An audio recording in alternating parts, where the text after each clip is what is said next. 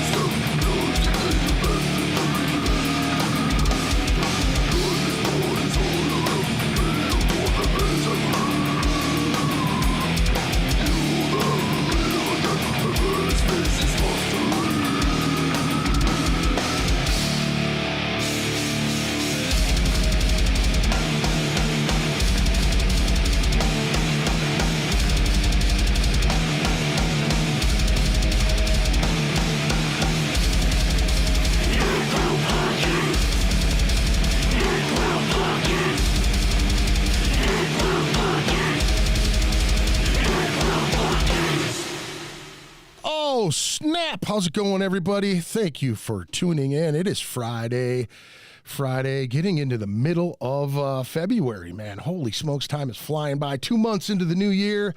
I appreciate you joining us. I got some nice young fellas in the house today.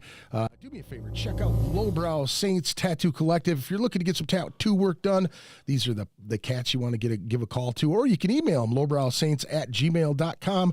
or 612-353-4755, conveniently located in South Minneapolis, right in the hood. No, it's not really the hood, but good folks over there. If you're looking to get some tattoo work, give them a shout, give them an email, something. Got some good ideas. Work with them. Get some color in your life, and have a tattoo. or 2 or 5, or, you know, tattoo your mom's name on your face or something. You know what I mean? Like, that's the best way to do it.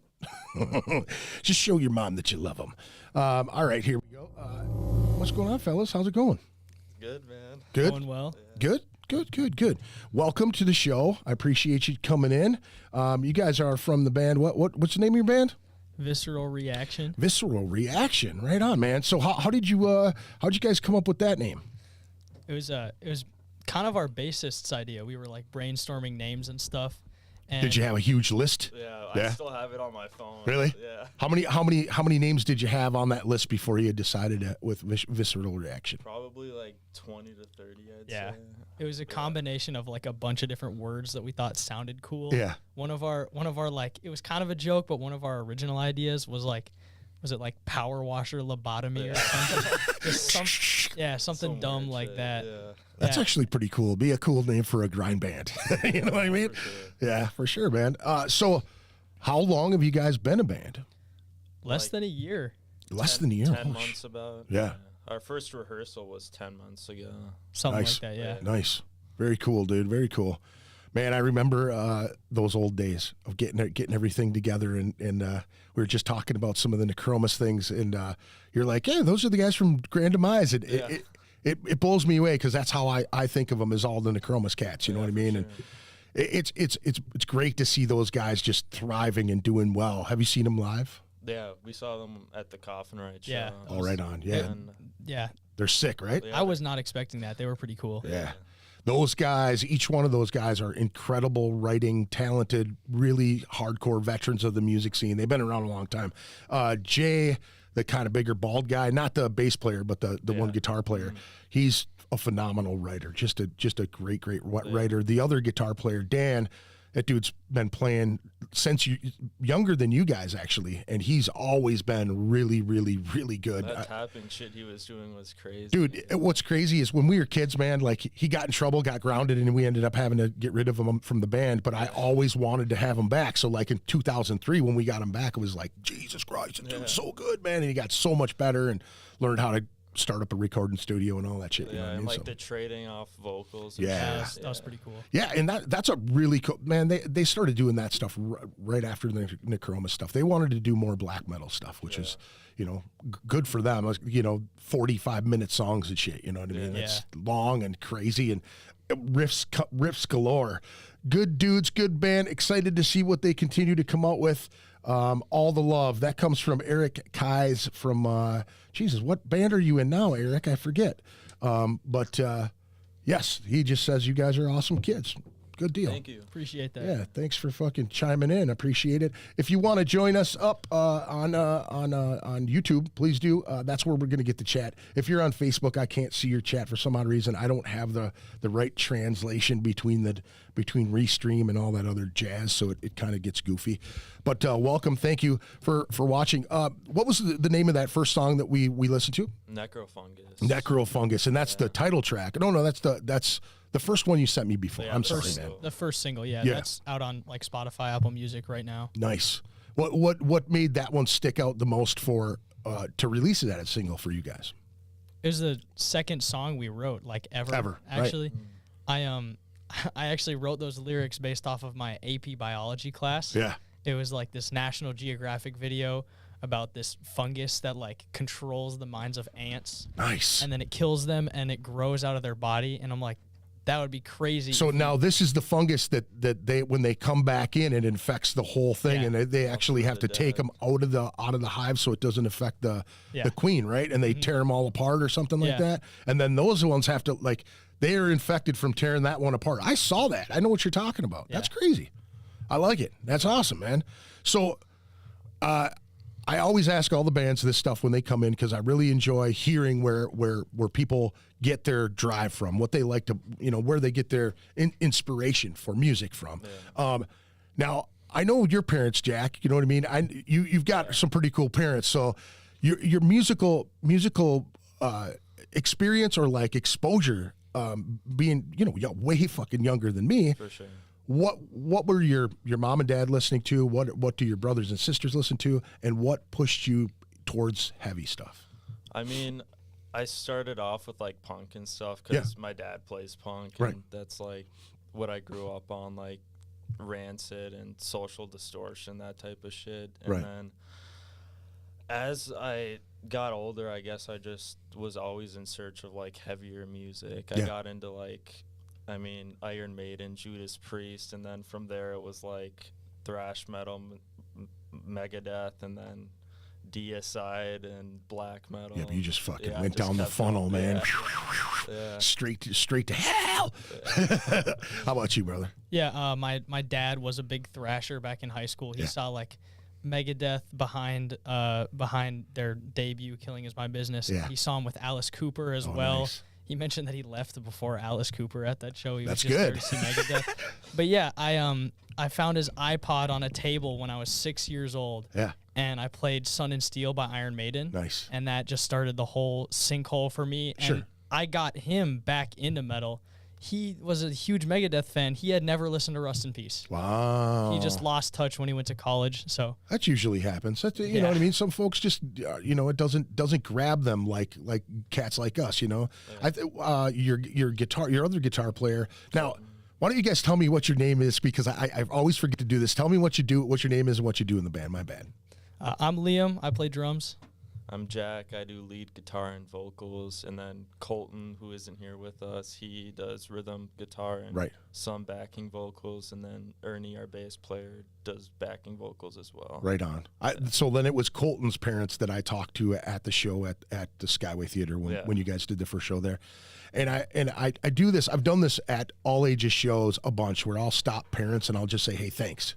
You know what I mean? Because it's super important to me, being an old bastard like I am, to see the new generation come. You know what I mean? To see young cats wearing death metal shirts and death metal vests and patches that you think, young cats aren't into that shit anymore. You know what I mean? And I love hearing the stories of cats finding those heavy bands that I'm into and then going back and, exploring the thrash and exploring, all of the shit. And like you said, going down that rabbit hole and finding heavier, cooler shit all the time, So it's always important to me because I know that what it is to be a parent. I've got a daughter your guys' age, and I know that you want to support your kids in what they do. And I was telling Colton's mom and dad, I was like, I know that it's difficult to be a parent and have your kid just blasting fucking tunes or playing an instrument in the house. You're like, oh my God, if he plays that riff one more time, you know what I mean? But then you see your kid blossom into a real musician who finds like-minded cats and starts to write their own stuff. That is like the biggest thing, and I love the shit out of it, man. You know what I mean? It's really important. Let me see what we got here. Dan Extreme says Necrofungus sounded like a clusterfuck of 4 different songs put together. Sounded like good for my ADHD because I kept my attention. LOL. Could definitely hear the influences for sure. Well, we appreciate that. I love Visceral Reaction. Hey, thank you for joining us, guys. Thanks for chiming in on this thing. Rock on, young men. Can't wait to see this live. Thomas Sparrow put up there. Matt Urbawinski. That's my dad, Matt Urbanowitz. Yeah. I'm sorry, man. I will butcher everybody's name, your fucking band name, your last name, all of that. I butchered it all. So my apologies, Matt. Horns up, people. Let's hear from the boys. I got you. So, what was your perspective instruments your first instrument, and what got you into playing? I saw a video that your mom posted. Of you playing, the hell was it, like a Black Sabbath tune? Or no, it was something, and she was like doting on you saying, listen to how fast he was getting or something like that, and you're like looking at her, you look up at her, you know what I mean? It's just funny, man. I dig it. I think it was like in 4th grade, I told my dad I wanted to get into guitar, and then he's like, the next day after school, he brought me to go get acoustic guitar, and then he tried giving me lessons, but I just got too distracted. And then once I got an electric guitar, it was over. Yeah. I just started playing every day, and yeah, for sure. How about you? Yeah, I really wanted to play percussion in my school's band program. Yeah. But one of the prerequisites for that was you had to like take a year or 2 years of piano. So I was in piano lessons, and I hated it. I hated piano. And then I got into my school's percussion program, and my dad says to me, I was in like 5th grade or something, if you join your school's cross-country team in 7th grade, I will buy you a drum set. Oh, man, you were a running fool, huh? Oh, yeah. Yeah, so that's how it started for me. Yeah. Nice. Now, did you play just guitar right off the bat? So you guys went into your perspective instruments and went right for it. Yeah. I have so many people on here that say the complete opposite story. Like, they found guitar first, and then they end up, oh, my brother played bass, and we couldn't find a drummer, so I moved to that instead, that type of stuff. I mean, I started off, I play a little bass, but mostly guitar. Right. I think Colton, actually, he plays bass with his school's jazz band, and Ernie does too. I think that's how they knew each other. Oh, right on. And I guess Colton, pretty sure he played guitar, right? Yeah. Colton, if you're watching, I'm sorry. But yeah, Colton kind of switched over to guitar a little bit. Right. Yeah. So now, where do you guys want music to take you from here? I mean, do you feel like right now, as young folks, do you feel like music is what you want to do with yourselves? I mean, for me, I want to do something involved with music, even if it's not with the band. Like, honestly, like right now, I don't know what I want to do after school and stuff. So I do online school, so I'm just sticking with working, getting more hours, and still trying to figure out what I want to do, but definitely something with music. Mm-hmm. Yeah. I mean, I'm kind of living in the moment right now. Like I've said this to the band, I've said it to my parents, like, this is the time that I have to do all this stuff. It's like, it's not that easy to make a living in music nowadays. So being a kid, like right now, this is when I can, I guess, get started, or this is when I have the time to do this. And I mean, I would love to stay involved with this band as long as possible.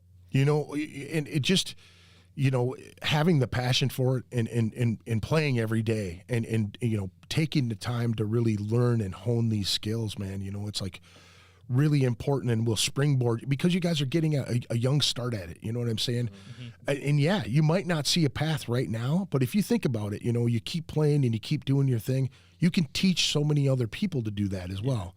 And like my main thing I could tell you guys is like, don't ever give up, ever. Yeah. I mean, even if you're like, hey, I got a girlfriend and she doesn't want you to be in the band and blah, blah, blah, blah, blah. Don't ever let that stop you from following it. You know what I mean? Because it's such a fulfilling thing. And when you've experienced the stage, and when you guys, your CD release party, which is March 4th, by the way, Studio B at Skyway Theater, when you feel that, when you feel the energy, when you're selling those shirts, when you're selling those CDs, man, when people like it and they keep coming, and you get more people involved, or you find more new bands and all of this stuff, that whole collective, man, it will add on to that, if you can never let anybody get you down for that shit, you know what I mean? Like, your parents are like the main thing. If they're behind you and push you forward, that's the biggest obstacle. Then it becomes like pairing up with someone and finding a girlfriend and whatnot. You know what I mean? Yeah, for sure. Fuck all that. That shit'll come to you. Seriously. You know what I mean? Like, don't waste your time with all that stupid drama. It's not worth it. If you want to follow your dream, this is something that I really wish I would have done. And it was so different when I was younger. Now you guys can get a computer. You can get recording software, you get, you buy a DAW, and then you start getting microphones, and you just, as a band and as a collective, like teaching each other that skill, going to school for that shit, or business, or, things like that, and working towards it, and just keeping working. And hey, man, I don't want this to be an after school special, but don't get involved in the drug shit. You know what I'm saying? Course, yeah. Like, and it's easy to say because, a lot of people, since I was a kid, like, every birthday, every holiday, people have drinks, and it seems like this plausible thing. It's fun, sure. And everybody's having a blast until it's not fun anymore. You know what I'm saying? And it clouds the direction. It clouds the decisions of that goal. You know what I'm saying? Main focus. Yeah. Yeah. You know what I mean? If you want to play as many shows as possible, you can be a local hero for as long as you want. Honestly, you really can. Yeah. You could play once, twice, 3 times, 4 times. You can play every single weekend if you wanted to. You know what I mean? But it's like, this is a cycle that a lot of bands fall into as they're coming up is like they'll create something or they'll work really hard to get one album and then they'll stop right there and they'll ride that out for 2 years. You know, that's that old school mentality. Like now you could drop a single, drop another single, and then put all those singles on a full album. You know what I mean? Release that whole thing. You're still, you know, giving it to them, letting people know you're still in their ear. You know what I'm saying? Yeah. So good, man. You know, you guys keep your heads on straight, man. Just ride it out, man. Live in the moment, man. That's the best thing about life, man. You know, like experiencing it all, letting it all happen, because it will happen. It'll happen fast too. You know what I mean? If you get people behind you and you get the right person and people helping you out. I mean, there's so many avenues and so many ways to network and get through shit. Oh yeah. Undead Scene. That must be Alan. Alan says, seriously, let me see here. Young dudes doing real metal and not just sucking deathcore dick is refreshing. Thank you for that, Hal. Seriously, keep practicing. This can be your career. And I need to learn how to read. I need to go back to school. Actually, give up now. Death metal money isn't real. I love Visceral Reaction more than I love life itself. That is a damn shame, but live life, love life. Crystal Shanka says, network, truth. Yes. Yeah, buddy. Crystal's got a son about your age, and he's getting into recording and doing things on his own. And he writes his own tunes and is a great photographer and all that shit. Talented kids. So, what do you guys play through for gear right now? What was your first guitar or drum set? Do you want to start? I mean, my first drum set, I can't even remember like what brand it was. Like, we went to like Music Go Round on like Highway 7 out in Hopkins, and we picked up like this old used Fusion kit, and I played on that for like years. And then recently I got this PDP, like it's like a carbon fiber wrapped like cedar. It's what is it? 1, 2, 6-piece kit, and then I have like a complete mismatch of cymbals. It's pretty much like the same kid he rehearses with at my place. Yeah. It's just got one extra floor tom. Yeah. Nice. My first guitar was a Yamaha acoustic from Music Go Round, and then my first electric guitar was a Epiphone SG type guitar. Black. Yeah. Big surprise. Big surprise. No, it's kind of refreshing, Jack, that you're wearing a red and white shirt other than all black. Everybody, dude, I'm the same way. Every shirt I have except for work shirts, you know, gray and black or blue and fucking, you know, goofy shit like that. Like ever since I got into like heavier music, like only black shirts pretty much. Yeah. The only non-black shirt I have is like the Ultraviolence by Death Angel. Yeah. Yeah, dude. What great pick, by the way. Holy smokes. So I definitely want to get into that. Your dad said Ludwig. Yeah. That's what he said. That's what it was, yeah. So that'll be my next question. So what are some of your favorite bands? Like what like top 5? It doesn't have to be in any order, just top 5 off the top of your head. It doesn't like, fuck, I forgot that one. If there's one you forget, just throw it back out there. Doesn't matter. If you're like, forget, bring it back. I don't care. I'm ADD all day. Yeah. Go ahead.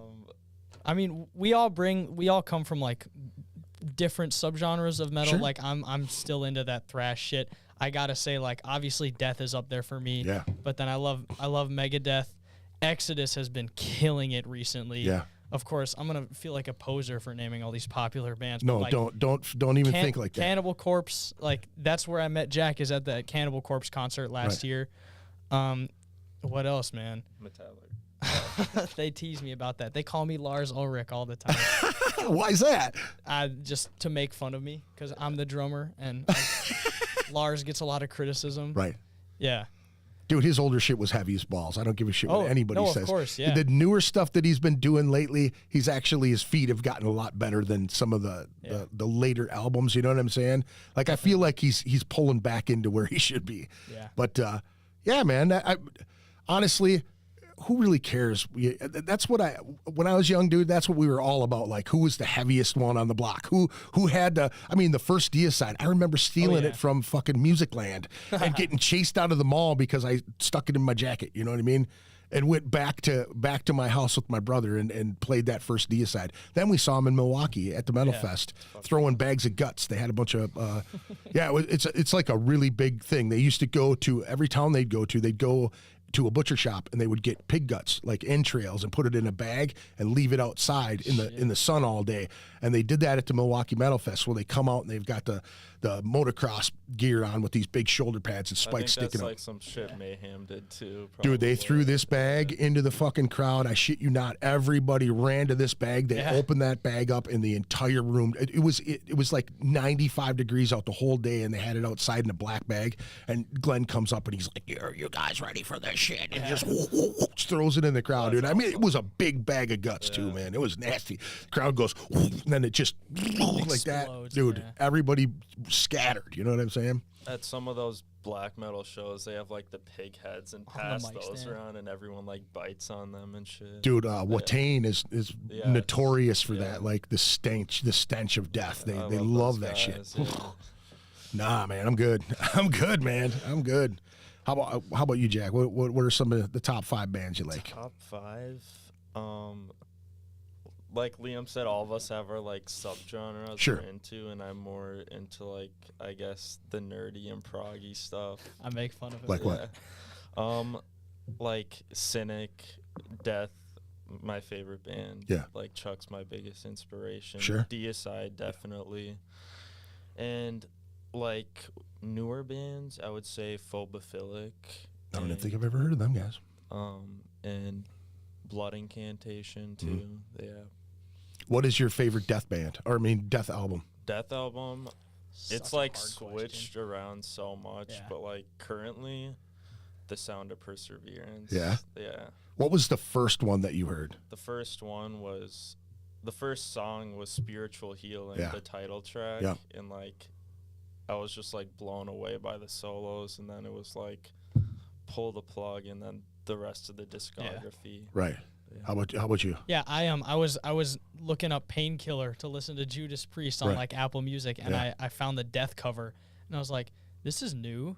And I listened to The Sound of Perseverance, and I was like, I've never heard anything like this before. And then obviously I went hunting through their discography, and I listened to Scream Bloody Gore. Oh yeah. And that's what really what really got me into death metal. Yeah. Yeah.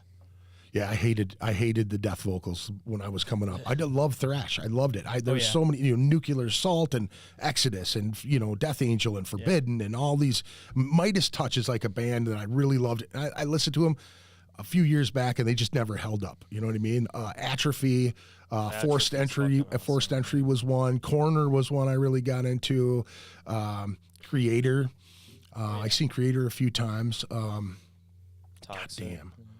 I've seen Exodus a bunch of times. Gothic Slam is a band that I really love too. There's a ton of thrash shit that I really, really dug. But I mean, I was all over the place, man. Once I found metal, it was like I tried to find, it was so much different than you guys going on Bandcamp or one of the streaming sites and or turning on a Spotify and going, what is similar to what I'm listening to right now? And then you find Misery Index, or you know what I mean, like something like that. Dying Fetus, or you listen to Cannibal Corpse, and all of a sudden Dying Fetus comes on. You're like, who the fuck is this? Where do they come from? You know. And like, go ahead. I watched like a lot of documentaries and shit on stuff, and like everyone back in the day, they're like meeting people at shows, sending cassettes, tape trading, Dude, you have no idea. Milwaukee Metal Fest in the 90s was like, I think the first year we played was like 91 or 92, something like that. And I mean, Napalm Death. I mean, just there were so many fucking bands out there. And I mean, if you didn't have a backpack, I remember the first time going there and watching all the younger cats, my age and a little bit older, with these side bags, like messenger bags full of discs and stickers, and you know what I mean? Like, people don't do that anymore, man. They don't go out and just hand their shit out and try to dude, there were fanzines everywhere. I mean, everywhere. Everybody in every scene and every corner of fucking from here to Timbuktu, man. Everybody had fanzines. And it was like crazy artworks, artwork like your guys' cover for the necrofungus thing, right? Yeah. Like you would see artwork like that everywhere, and it was all black and white and just people, stapling shit together and then sending it out. But there were always my buddy Dan Brevitz had like this huge collection of just underground shit that he would send to the Netherlands and all over the place, that people just sending different stuff. Funny thing is about the Necromus thing, I'll go back to that, is a friend of mine, Aaron, asked me, he makes records. He's got a record press, right? First person I've ever met that made their own record press, right? Sure. He asked me if he could find any of the Necromus cassette tapes, the old demos. He said he found these things in like Finland. So he said there's a guy in Finland that has metal from Minnesota from like the 80s to mid 90s or late 90s, and it's all of our underground bands that were in the Twin Cities. That's awesome. And this dude had cassettes in the material all down, sent it to dude, and he made a record for me, like my old demo shit. It was just crazy. That's awesome. Yeah, he's like, these things are going for like $150. Cassettes that we taped them in double cassette tape decks, you know what I'm saying? It's kind of crazy. Let me see here. What do we got here? Dan Extreme says these PDPW drum cells sound good no matter what skins you put on them. Yeah. The cymbals don't matter until your drumming is more refined into what genre you play. For live shows, get pasty roots. See, now that's the thing is like, are you oh, it's fucking Dan. Dan, how are you, brother? Good. Thanks for joining us, man. I appreciate it. Dude's a sick drummer. I didn't know exactly who it was right away, and then I saw his little icon there. Killer tattoo artist, by the way, from Rhode Island, I believe. Right, Dan? That's where you're from. Colton says this right here. So how did you guys all meet? You said you guys met at a show, at a Cannibal Corpse show? Yeah. I mean, we had a mutual friend who hooked us up over like social media, sure, all that young cat stuff. Yeah. And I guess I didn't know anyone who was super into metal. Yeah. And I saw this friend of mine, she posted something about a Megadeth album being released, and I hadn't heard of that, so I just asked for his socials, and then we just started talking about metal from there. And then maybe a month later, we saw each other at the Cannibal Corpse show and just talked and moshed, and then my dad and I were walking to the back of the line to get in, and he pops out, he's like, yo, you're Liam, right?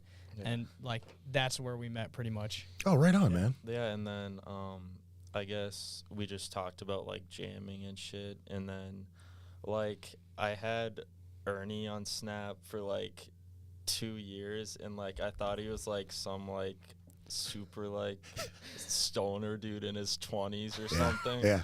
And I saw him post a super old bass video, and I was like, if I ever need a bassist, I can just hit him up, I guess. So then I did, but I didn't think he was into death metal, so we just kind of talked. And he reminded me of Dan Lilliker. Yeah. You know what I mean? It's just the hair and fucking just his mannerisms, he's just into it and fucking flopping his hair everywhere and shit, That's awesome. Yeah. And then I talked to him for a while, and his dad was in a bunch of thrash bands and shit. So we made a group chat and just started talking metal and looking for another guitarist. And then he was like, there's this dude in my band class who's into the same music we're into. Yeah. So we planned a day to rehearse, and he brought Colton, and we just clicked. Yeah. So now how far in the city, what parts of the city are you guys from? I mean, are you very close together, or are you?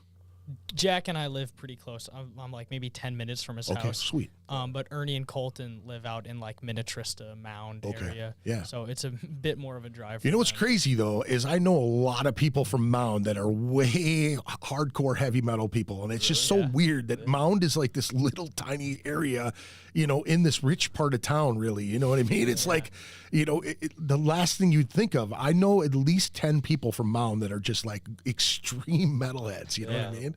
So now, are you guys to the age where you've got your licenses and shit right now, right? Yep. So is it now when you first started, were your folks driving you to band practice and that type of shit? When we first started, I was the only one that had my license because I turned 16 on March 20th, and our first rehearsal was March 30th. Oh wow! So I loaded up my cymbals. I use his dad's drum set at rehearsal, but I bring my own cymbals because I understand that cymbals wear out. I don't want to be beating on his all the time. Yeah. So I loaded all that stuff into my Mazda 5, and I drove to his house, and I think Ernie and Colton got rides from their parents over. Yeah. Yeah. Yeah, that's awesome, dude. Now Ernie has his license, so and both of them live in the same area, so he just gives them rides, and we rehearse at my house. Yeah. So. Dude, that's so awesome, man. I'm so stoked for you guys, man. Being so young, man, and getting into this shit so young, it's like it's huge for me. I love it. I'm so excited for you guys, man. There's like so much, and it sounds like you guys got your heads on straight, man. You know, you're young enough to, you know, have direction. You can, you know, I mean, don't ever be afraid to, you know, jam with other people, obviously, either. You know what I mean? But if you can keep the main foundation of the band that you start with, you know what I'm saying? Like that's. You're just going to learn each other that much more, you know what I mean? Like, you're going to know what he's going to play, and you're going to know, like, I come up with this fucking badass, you know, you know, and you know what he's going to do on that guitar. That makes the writing process so much easier, you know what I mean? So let me ask you this. So when you guys are working on a new tune, how does it start for you guys? Is it much like the more experienced folks? I mean, are you guys just come in with a riff? You come in with, do you guys jam all together? Does one do it in an extra spot and go, hey man, I got this riff, check it out? It's like, honestly, I feel like it's all over the place. Super abstract, Yeah, like sometimes like someone will have lyrics down for a song and we'll just put riffs and drums over that. And then other times, like for Necrofungus, Liam's like, I have this drum intro, and then it's like different every time. Like I'll come up with an intro riff or something, and then we'll just elaborate, just keep building it from there. And there's always a process of we're teaching each other riffs, because even I've written a few riffs. Like I just toy around on my dad's old guitars. And dude, let me tell you this. Let me stop you right there. You guys don't ever fucking lose that, man. Honestly, don't ever lose that. Don't ever think that your riffs are the superior ones out of it all. Make it a collective decision on every fucking riff, man, you know, because it's important that you guys love what you're doing, man, you know, and if you can bring that, you know, I've told people, you know, younger guys that don't have much stage presence, you know what I mean? Like, you don't even have to be, you know, acting with the crowd. Just be inside yourself, throwing the fuck down, you know what I mean? Like, just, you know, whipping hair and fucking, you know what I mean? You guys did that. Each one of you guys were into what you were playing, and I thought that's why I loved it so much. It made me want to help you guys even more. Made me want to like promote you guys and like try to figure out something I can help you guys with, because it's like that passion, dude. I remember that shit. I remember. Here's what's funny is tomorrow I'm getting together with some of the most talented musicians that I've ever like. I know them all. They all play in bands locally right now. But tomorrow I'm actually sitting down to start another band, possibly, right? So I get to open for you guys sometime, right? Sweet. I totally will too, man. I'm not above that shit, man. Like, you got to start all over, man, and it's important to pay your dues, man. You know, it's important to chip away at that. And I've said it on this podcast a bunch of different bands, like, you know, when you start out, man, kill that first spot. Make the people who play after you not want to play after you. That's what makes, you know, if you bring a good show every single time, even if you're having a shitty day at work, school, anything, this is the release. This is where everyone outside of your band and outside of this musical family, they don't understand what it's like when you fucking hit that note, or when you let it go, or you're fucking banging on them drums. They have no clue what that's all about, man. You know, it's a secret society, man. You know, honestly, it's like a secret handshake between musicians. You know what I mean? And I feel like so many people, like, it took so long to find like other people into metal and stuff. Like before I found Liam and shit. And so many people are like driven away from the genre, and it's just nice for other people to see like people our age doing it, and like just having like all of our friends come to our shows, and then them bringing their friends because they enjoyed the show. And it's like, even with me at the start, like I remember before I was into metal, like I checked out Cannibal Corpse, and like I was like driven away from that at first. Yeah. And then like when I listened to Death, like all the crazy solos, and then I got into them more, and it's like what kept me and got me into death metal was like it's more than just like fucking just screaming and shit. It's the musicianship, yeah, and like the lyrics, like with Death, they actually talk about like they mean something. Yeah. Oh, yeah. I mean, here's the funny thing is a lot of people outside of our community, right, of the metal community, they don't understand it. Yeah. It's like and I always refer death metal and metal to jazz, right? Yeah, that's if you listen to the time signatures of jazz, it's all feel. It's what they felt, and and there's jazz albums, dude, where I'm just like full on into it, man. You know what I mean? It's in the background, and all of a sudden something comes in and it just grabs you, Yeah, for sure. With death metal, I always thought, okay, yeah, Cannibal Corpse painted these really, nasty, evil pictures, and then you got Carcass that was singing about, fucking medical terms and things like that, and it just made it that much more heady, you know what I mean? More cerebral, more thought put into it, And then you got thrash bands that talk about politics and war and all of that shit, man. There's so much of a deeper meaning, but so many people shut it down, like all of us. Like Obituary, I hated Obituary. Yeah. I traded Slowly Rerot for fucking Flotsam and Jetsam. You know what I mean? Like I traded that for thrash, and then I went back and traded it back. Like once I got into that shit, it was all over. All of a sudden, I just started. It was like opening a whole nother book, man. And there had been so many. I kind of alluded to this earlier, but when I was a kid, like you'd see a cool cover. Like the artwork was the thing that kind of pulled you in. Yeah, for sure. You'd look at the artwork, or you'd look at the record label, or things like that, where we didn't have Bandcamps and all, and like Spotify's where you hear the next cool band and the next cool band and this obscure fucking thing over here, and you definitely didn't have these portals that you could go to and find all these grindcore bands and all this, just obscure shit. You know what I mean? It was really, really hard to find that. And the tape trading was another thing, and networking and making friends with every metalhead you could find. You know what I'm saying? The Don Deckers. And this is something, I got to go back over here to the chat because there are people over here talking mad shit over here. All right. So, okay. Watery Sad. Just put down, what the fuck did they put down? Some kind of weird things. I can't even. Let me see here. Late Night Work says, so do I. Ink Dreams, so do I. What does that mean? That's sweet. Don't know what you're talking about, Matt, but thanks for joining anyway. Al from, what is it?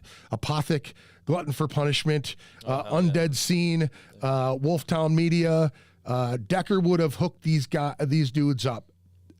Dude, you know he would have, because he did that shit for us when we were their age. You know what I mean? That's how I got to play the Varsity Theater. That's how, dude, I sat in the main room when Chad Hanks from American Head Charge passed away. We had a memorial show for him, right? Yeah. And I sat there, and it dawned on me that I played the main stage at First Avenue when I was 17. I played in my 20s. I played in my 30s. And then that last one, I was 46 or 40, something like that, So it's like all of that time, dude. And the very first time that I played that stage, I got down on my hands and knees before that fucking curtain went up and kissed the floor. And all my dudes, all the guys from Grand Demise, what the fuck are you doing? And I was like, you go outside and look at them stars out there, man.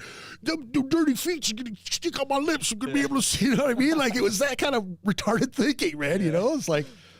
But, dude, Don Decker was like a staple in this music scene for the longest time, him and Earl Root. Like, Earl Root would have loved you guys, because you're young, you're doing your own thing.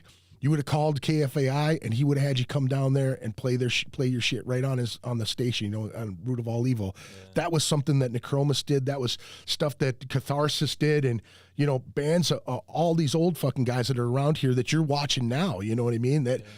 We did all of that stuff, and it's cool to see the Root of All Evil continue. It's changed hands a bunch of times, and it's still going. You've got the Roar of the Underground. You got this podcast. You've got Disciples of the Watch podcast, and several other ones in the Twin Cities too that I don't even know. You know what I'm saying? But it is so important to just keep that vibe, man. It's that pulling from every direction, man. You know, the lyrical content. You see something cool in a class or a story that you read. You know, like my band Outside the Murder. It started, you know, from being pushed out in a Chromis. You know what I mean? They did the Grand Demise thing, and I went to do something else, and I said I was outside the murder. Like that was the Murder of Crows, the group. You know, and there were multiple stories that I'd heard about crows that I wanted to incorporate in that shit. And, you know, that's the best way to do it, man. It's like to take the input from each other and grow, you know? Yeah, for sure.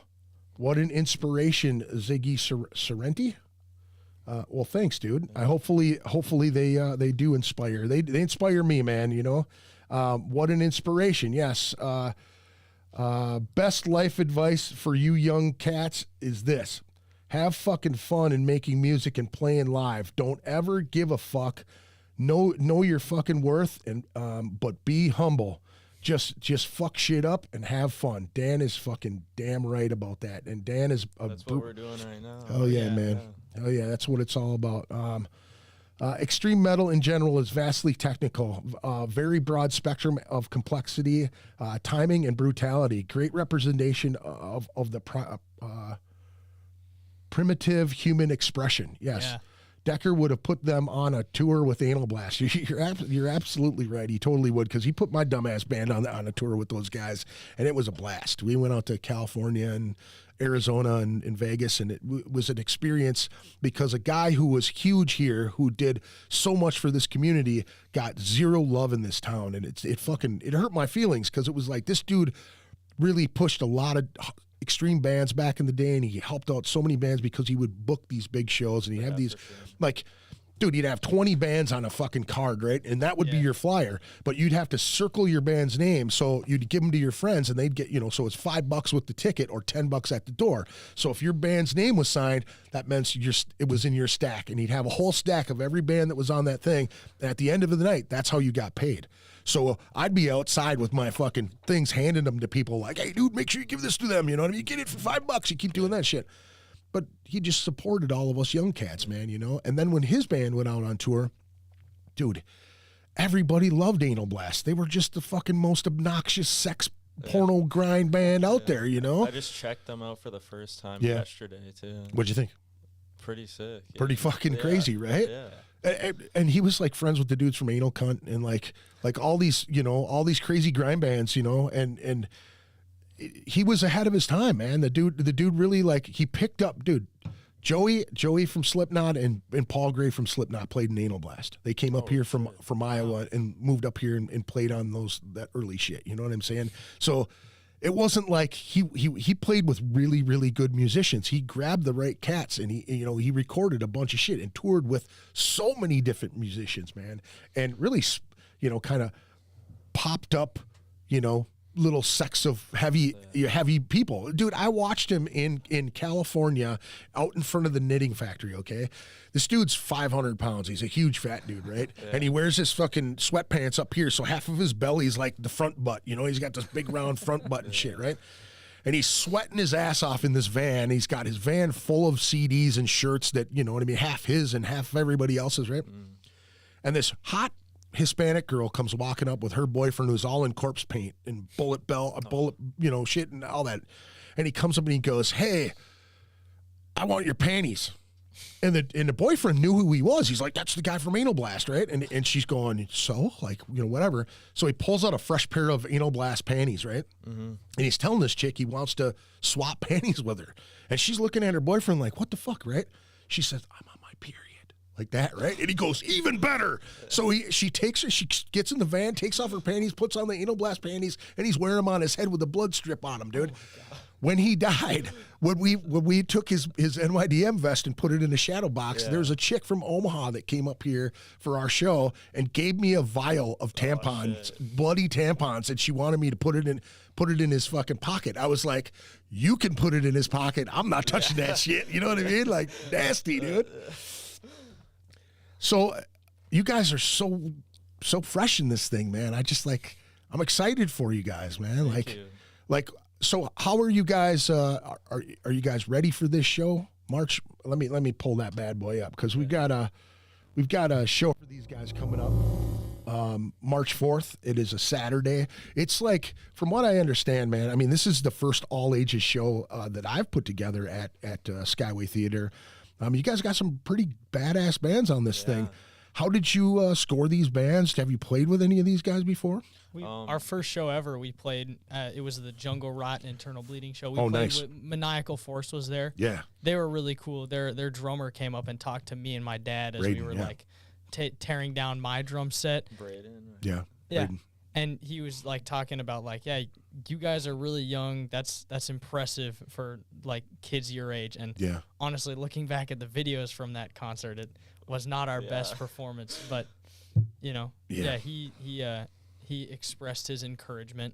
So how'd that make you feel when you have, you know, a cat like that, and you got to see him play, right? Oh yeah. No, he was phenomenal. So I mean, were you like, holy shit, he liked what I did? Yeah. Yeah. Like, we talked with like the Internal Bleeding guys too, and the Jungle Rock guys. That was really cool.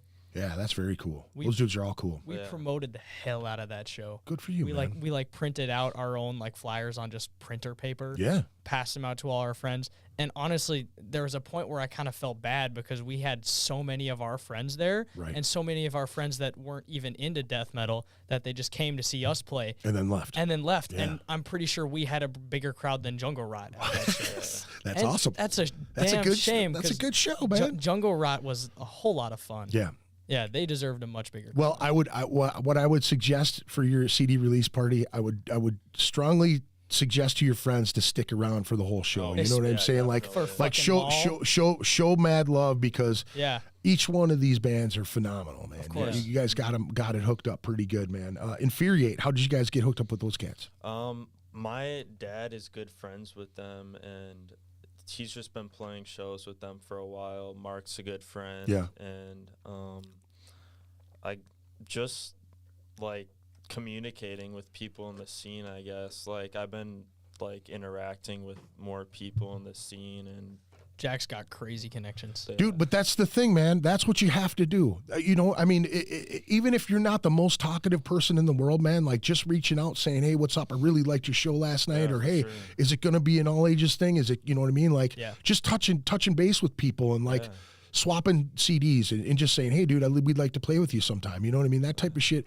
And there's at least one guy. There has to be at least one guy in every band that does that shit. You know what I mean? Like, I don't mean to be a broken record and keep like I'm trying to teach you guys something, but and you're gonna learn on your own. But you know what I mean? Like, dude, I'm here. If you guys ever have any questions about anything, man, just let me know. I like having connections all around and having, you know, multiple ways to get into a venue and multiple ways. Like when we talked about First Avenue, and you wanting to do your show there, like, dude, I wanted you to. Because it is such an experience to be a part of that legacy, to be in that venue. I mean, it's a mecca. You know what I mean? Yeah, it's like you have to play that venue.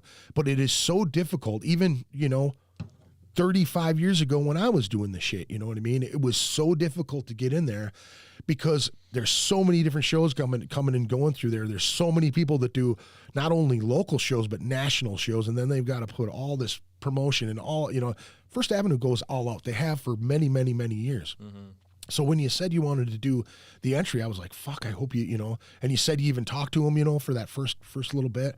And I didn't want to be snide or, you know, be a dick or anything, but I was like, good luck, man. Cause it's really tough. Even for a guy who's been here a long time, you like have to, a lot of times, man, it was like the people that we knew who worked there that helped us out, you know, like, hey man, you got to check this band out. And they kind of nudge you in there, you know what I mean? And like, dude, never stop making friends. Never stop trying to like branch out. Yeah, you know? Like my dad talked about doing a show there or something, and like we went to the Coffin Rite show there, and that was like our first time going there, and we thought it'd be like the perfect venue for the release. And my dad knows some of the people that book shows there, so I mean we got in contact with them, but I mean it's probably the biggest venue. Yeah. Like well known. Well known here. Mm-hmm. So I mean they have a lot going on and shit. For sure. So we just, I mean the Skyway is a great venue. Yeah. So, and we wanted to schedule the release show as soon as possible. Right. Yeah. I mean, when things are all working, for it, getting to that point, you got to do it. I'm sorry, man. I'm all over the place. Saturday, March 4th, Mall, Visceral Reaction, Maniacal Force, Infuriate. They kind of talked about how they hooked up with Maniacal Force. It's a special all-age show, so make sure you show up nice and early. Come hang out. Bring your kids, man. If you're a metalhead and you want to expose your kids to some good heavy metal, man, bring them to this show. It's going to be a great time. 6:30 doors, 7 p.m. Musical start. $10 in advance, 12 at the door. You can get tickets at skywaytheater.com. It is in Studio B, so make sure you come in. Your feet aren't going to be tilted like they would be in the other one. Yeah. That's so rough after being on that fucking floor all night. Oh my goodness, it's tough. You got the slanted circle pit. You're running up and down. Yeah, all over the place. yeah. My knees feel good. Oh, my knees feel good. Oh, my knees. That's the old man pit right there. Yep. Let me see here. Colton. Bob Cuff says Colton. Let me see here. There's Jay Shorty. Hi, you are beautiful. Love you. Bob Cuff. Jay Shorty, are you a boy or a hot girl? Why am I reading this? Well, hey, are you over 18? Important, he says. Well, hey, you guys enjoy your conversation with that conversation. I hope you're a hot chick, by the way. So, yeah, man, are you guys super stoked? You guys got everything together? You got your shirts together? You got all your designs and everything together? Stickers, patches? We're still waiting on some stuff. We got a reprint of, like, Necrofungus shirts. Did we get those yet? Yeah, I just picked them up yesterday. Nice. And we're waiting on stickers, Yep. picking up the album shirts next week. But we got, like, the backdrop, pretty much all the... Who'd you go through for the backdrop? There's a guy from Fargo. He did like the Pursuit backdrop Okay. and a lot of other ones. I forgot his name. No, it's all right. Yeah. You'll remember later. If not, you just post it in the deal. I forgot his name. Here's his name. Yeah. Shout out. You know what I mean? What, some guy from Fargo. Nice. Turned out great. Good deal. Good deal. With that logo, right? The metal looking. metallic one, yeah. That's a dope logo. It's like dude. 8 by 10 gigantic. feet, isn't it? Yeah, It's huge. Huge. Yeah.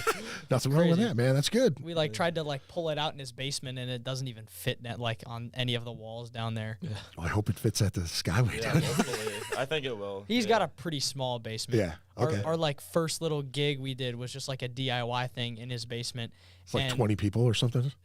It might have even been more than that. At first, we were just going to have some friends come and watch us rehearse just to give us feedback and stuff. And then we're like, I mean, may as well just invite some more people. Yeah. And then eventually we just posted it on our socials and then just a shit ton Just of popped people. up. Yeah. We we stripped down all of the flags we had in our rooms and just covered the basement with those. Yeah. Tapestry, and then the space we rehearsed, and we moved our stuff out, and we put up a sign that said "Mushroom," so there was 20 people in there. Just throwing down in another room. That's badass, dude. Crazy. You guys should have set up a monitor so they could at least see you guys playing, just like a camera shot of everybody in front, and then just feed it into there. It would have been awesome, man. Yeah, that mushroom sign on the piece of paper is still up there. That's awesome. Yeah, and the walls are concrete too, so they're just bouncing off that shit. Yeah. Did anybody get hurt or anything? no. Oh, That's good. yeah. I get it. Your fucking parents would have been like, yeah, we got a insurance claim. My parents were all for it too, which was awesome. They're old school, dude. They're all about that shit, man. They grew up at parties like that, dude. You know what I mean? That's the crazy shit, you know?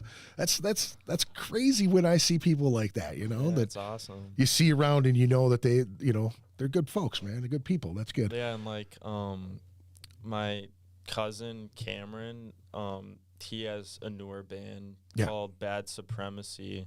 And Punk shit, out in Big Lake, and they're moving out of their house, so it was just an open house. No one was living there. Yeah. Did you guys have a party? He wanted to play a show. Played a show, and it was the day house. after the Skyway show out in Big Lake, Monticello. Yeah. And it's an hour away from the cities, or 45 minutes, or some crazy shit. Yeah. Yeah, and we didn't expect, anyone, because it was a super far drive. Yeah. But we went there, and the whole living room was packed, and Nice, it was a fun dude. show. And Honestly, that might be like my favorite show I've ever played. Right. I mean, it wasn't even in a legit venue. It was just Dude, in a DIY though, living man, when they're right next to you and you're feeling the energy that they're that's why the entry is such a great venue, because it's small enough, and when you have 50, 60 people in there, it feels like 200. You know what I mean? That DIY show was the first time anyone ever chanted our song lyrics. Nice. It was the end of Necrofungus where we just scream it. Yeah. And people started chanting it, and it was like, that's crazy, dude. How'd that make you feel? Good, huh? Like, yeah. I could tell by the smile right now, bro. It was I know a buzz, how it goes. yeah. Like, it was such a small space, so it felt more intimate with everyone pretty close, and like everyone was moshing. Like, I mean, the other band, they're like 12 and 13-year-olds, like freshmen in high school. Yeah. And like they had all their friends come out and stuff, and it was just like cool to see like young kids from the suburbs just going crazy, because I mean they definitely don't like get shows out there because it's out in the suburbs. So I feel like it's nice playing in those other areas, so I mean they can like make sure that cousin or whatever gets the all age flyer for this show, you know what I mean? Like try to get him to come to the city, you know. And you know, hopefully this is, you know, it's downtown, but if you get in and get out right away after the show, you're fine, you know what I mean? It's not a big deal. You can get right to your vehicle and get out of town, you know. Yeah, and I mean it's good to do the DIY shows because a lot of people, I mean, a lot of their shows are 18 plus. Yeah. So like even just in the summer doing shows in my garage and in the basement and stuff. Yep. Yeah. Plus, like a lot of our friends who are like less experienced with like going to metal shows feel a little bit more comfortable coming to DIY shows. Oh yeah, man. Yeah, it's safer. You just feel more safe, man. You know, you got your people around. You don't have to worry about, you know, miscellaneous things. I'll tell you this though, anytime you do a show for me, you're always going to be safe. I don't fuck around with that shit. I don't want people to feel, you know, not safe. You know what I mean? You're not going to get into a fight. You're not going to, you know what I mean? Like nobody's going to mess with nobody there, you know? I don't tolerate it. I don't want, you know, all my guys in the NYDM and everybody like that always watch out for everybody and make sure nobody gets roughed up or nothing, you know? That's like really important to me. That's because, and I say this because there's a lot of bad things that people say about the Skyway. There's bad things that happen there. And, you know, I can't change the past. I can't change what had happened there, but I can only say, like, when I do a show there, you're not going to be messed with, and not going to, you know, I try to make it a safe environment for everybody. And I relay that to the club too, you know what I mean? And when I was doing things at Lee's Liquor Lounge, you know, I never got a chance to really do the 18 plus or the all ages stuff, you know?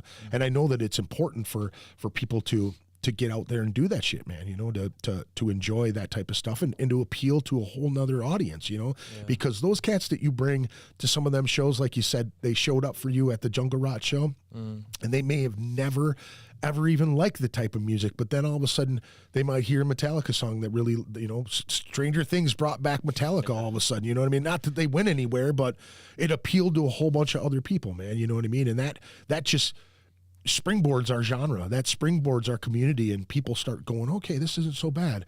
And I've always said, you know, since I was your guys' age, like I always wanted to make other people's parents realize that I wasn't a bad guy because I had long hair. I wasn't a bad guy because I wore this satanic death metal shirt. That doesn't mean that I'm out, you know, burning Bibles and shit or churches or whatnot, but you know, you guys get it. You guys are young and you get it. You know what I'm saying? Like you can explain it cerebrally to people, you know what I mean? Like you can explain to them this is it. Yes, it talks about death, but do you really think that I'm going to go out and hurt somebody? Exactly.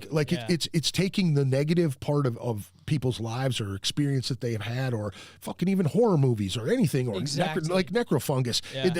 That you know, it's affecting the whole hive. You know what I mean? Like you find the life or death situation in that ant, you know, hive. You think about that. It's really much like humans. It's a real life thing. And someone has to talk about it. It's like that's the main anecdote I always use when like explaining death metal to someone. It's like, well, what do you think of horror movies? And they're like, I don't know, they're okay. And it's like, notice how you didn't say that they're like taboo. Like horror movies are widely accepted by society. Yeah, so you saw Halloween. Did you go out and kill somebody? Did you wear a mask and kill somebody? No, you didn't. It's the same fucking thing. Death metal is literally just horror movie in sonic form. Right. It's like there's no difference. Right. Yeah. And honestly, some of the nicest, most intelligent people I've ever met, you know, most, talented musicians I've ever met, you know, I could name 20 right now off the top of my head that are the kindest people you would ever want to meet and would give you the shirt off their back, you know. The guy who recorded your guys' album, you know what I mean? Will Maravellis is a dude that is like, to me, he's such a good businessman. You know, he awesome. Really wants to make the best product for his label, for his name, for his, keepsake, to who he's putting it out to for their people and everybody else. You know what I'm saying? Like he actually cares about it. Yeah, you know what I liked most about working with him is he like doesn't bullshit you. Yeah. Like no he's BS. straightforward about everything. Yeah. And like some people would like, yeah, that's cool. Yeah, that's cool. You're good. Yep. Yeah. No, he was not afraid to give criticism. Yeah. But he knows what it takes to get that right take out of somebody. He's been doing it for so long, and he knows that he's not trying to be a dick. You know what I mean? And musicians, as artists, you're always going to be really sensitive about your material. I know when I wrote lyrics, when I'm writing lyrics, I didn't want to show anybody the shit. And then when you're singing it to someone and somebody goes, "What does that mean?" And then you explain it to them, they go, "Oh, okay." Yeah. It's not like a statement of what it is. It's like a metaphorical picture that you're painting. You know what I'm saying? Like the most common thing I hear, like when I tell people about, like, hey, yeah, I'm in a death metal band, or like I play one of our like unreleased files, like on my bus on the way to Nordic practice. They're all like, "Oh, it's just screaming," and it's like, okay, but it's so much more than that. Yeah. There is like so much time and energy spent like writing these lyrics and like coming up with these like deep meanings and these metaphors to put those across. Yeah. And just because it's delivered in like a harsh tone, that just adds to like the emotional statement of it. It's abrasive to most people's ears. You know what I'm saying? But if you think about like a jazz musician like John Coltrane, okay, he played more traditional jazz before that was like more big band type of shit until he just found what he wanted to do. Much like Coltrane. There's so many jazz musicians, and I say it like that because it was so taboo for everything that was going on at that particular time in music in general. And it's like they subgenred them out. They put them over here, and then it was all big band stuff, and that was what it was, swing and all of that stuff. And then it just became this artistic thing. Where I think, with death metal, man, it is like a horror movie. It's like not everybody wants to watch horror. You want to watch comedy. You want to watch, you're with a chick. You want to watch a rom-com or some stupid shit. You know what I'm saying? But it's just an expression, man, for that emotion. You know what I mean? Like people get mad and they do certain things to calm themselves down. You know what I'm saying? Like that for us, that's what it is. Heavy shit. Greatest outlet I've ever had. Oh, absolutely, man. Banging on the drums and, dude, the creativity between everybody and as a whole too. And like I said, you guys are at the very tip top of it right now, man. As you guys start to learn your playing between each other, it's only going to get better. And if you're into technical stuff and you're into another subgenre, being thrashy, you're more skippity, and he's all over the place with guitars. I mean, and then you get another guitar player and the bass player. You know what I mean? Like you're gonna find spots where you're just going to come in and go. Yeah, I mean, I like that all of us have our own subgenres and shit because we all deliver something different. Yeah. We're creating something brand new. Yeah. Yeah. Recycled brand new. Pretty much. Well, you're taking it from think about this, and I heard this from another musician. Every good riff is either borrowed or stolen. Yeah, that's just the way it is. Like you can hear a riff. I heard a riff today, and I sent it to one of the guitar players I'm getting with tomorrow, and I was like, dude, these are the riffs I'm talking about. Yeah, and he's like, that's faster than I thought you wanted to play, and I'm like, that is the right tempo. It's not blast beat, but it's. It's galloping. It's ready to go. You know what I mean? It's in the battle. You're on the fucking horse ready to swing the axe. Axe. You know what I'm saying? You're tearing it down. Let me see here, Matt. Your dad says shout out to Ernie for all the amazing artwork. Yeah. Oh yeah. It's always 100%. Great to have an artistic guy in the band when it comes to that stuff, man. You don't have to pay somebody to go do your, dude. He did a great job with that logo, dude. The logo, he the designed art, the album art. Dude, when you sent it to me the first time, you were like, "This is our logo." My guitar player, he's the one who drew it. It's like I was going, "That's fucking awesome." Yeah. All of our logos back in the day were like that. One of us drew it. You know what I mean? Yeah. So let me see here. Hammer Chart 72 says, "I'm Hammer Chart 72. Nice to meet you, Hammer. Good. Hammered Chart 72. Quick question: do you like Cannibal Corpse? Are you asking me, or are you like asking the boys? Because these guys are into the Cannibal Corpse. Oh, yeah, I personally love I Come Blood. Oh, 100, yeah. I love the song. I don't really like doing that. It hurts. Just so you know. I remember when I was in I was in 7th and 8th grade, I would goof off during science class, and I would have my school issued iPad, and I would go on the free Spotify account, and I would play I Come Blood in front of my friends, and I'm like, look at this dumb shit. Look at how stupid this is. I would never get into shit like this. Yeah. And then I'm looking at my streaming services stats, and it was my most played song last year. Yeah. It's insane. It's crazy. It's funny that you know what I mean? You push that extreme on people. Mm-hmm. What's crazier is that eventually they'll catch it way down the line. They'll be like, dude, he played that for me when I was 17. Yeah. This is actually pretty good. You know what I mean?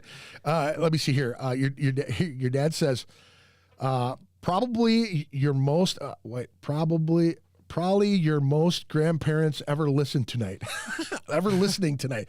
Well, thank you for listening, everybody who's still listening. There's 12 folks that I can see in here watching and listening. Thank you very much. Thank you. Please pose a question if you have one for these young cats, and we'll get that answered. Sorry that I'm trying to have a conversation with these guys, so I kind of miss some of this stuff.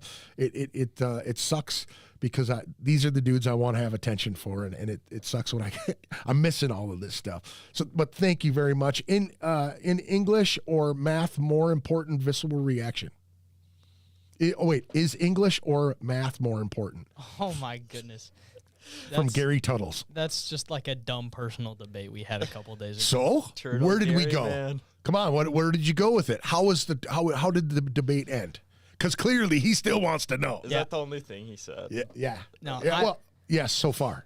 Yeah. I'm a nerd, so I went the numbers route. I'm taking AP calculus right now, and this is just completely off topic, but my debate is everything is structured around numbers. You're right. Our entire understanding of the universe is your body, numbers. everything. Yeah, math is the universal language of everything, and the songs we write, it's all time signatures. It's all math. The fibers of trees and leaves and everything. Exactly. It all comes from.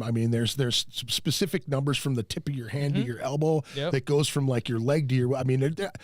There's a lot of numbers. You're not wrong. You're not wrong there. And what was he saying? What was it? Is it English or math? What now? How did the English come into that? Is this Ronan that we're talking to right now? Yeah. Ronan's one of Jack's friends. He was debating that we wouldn't be able to solve any conflicts without language, and it's okay, well, every country speaks a different language, right? Or different sections of it, because there's in Latin America there's Spanish, but then there's break-offs of little things that they may say different than others. You know what I mean? He's the manager of our band. But here's the thing though, man, is do you think that they had language in the caveman times, and that they were making beats and you know what I mean? Right. Things meant things when they do you know what I mean? Right, it wasn't just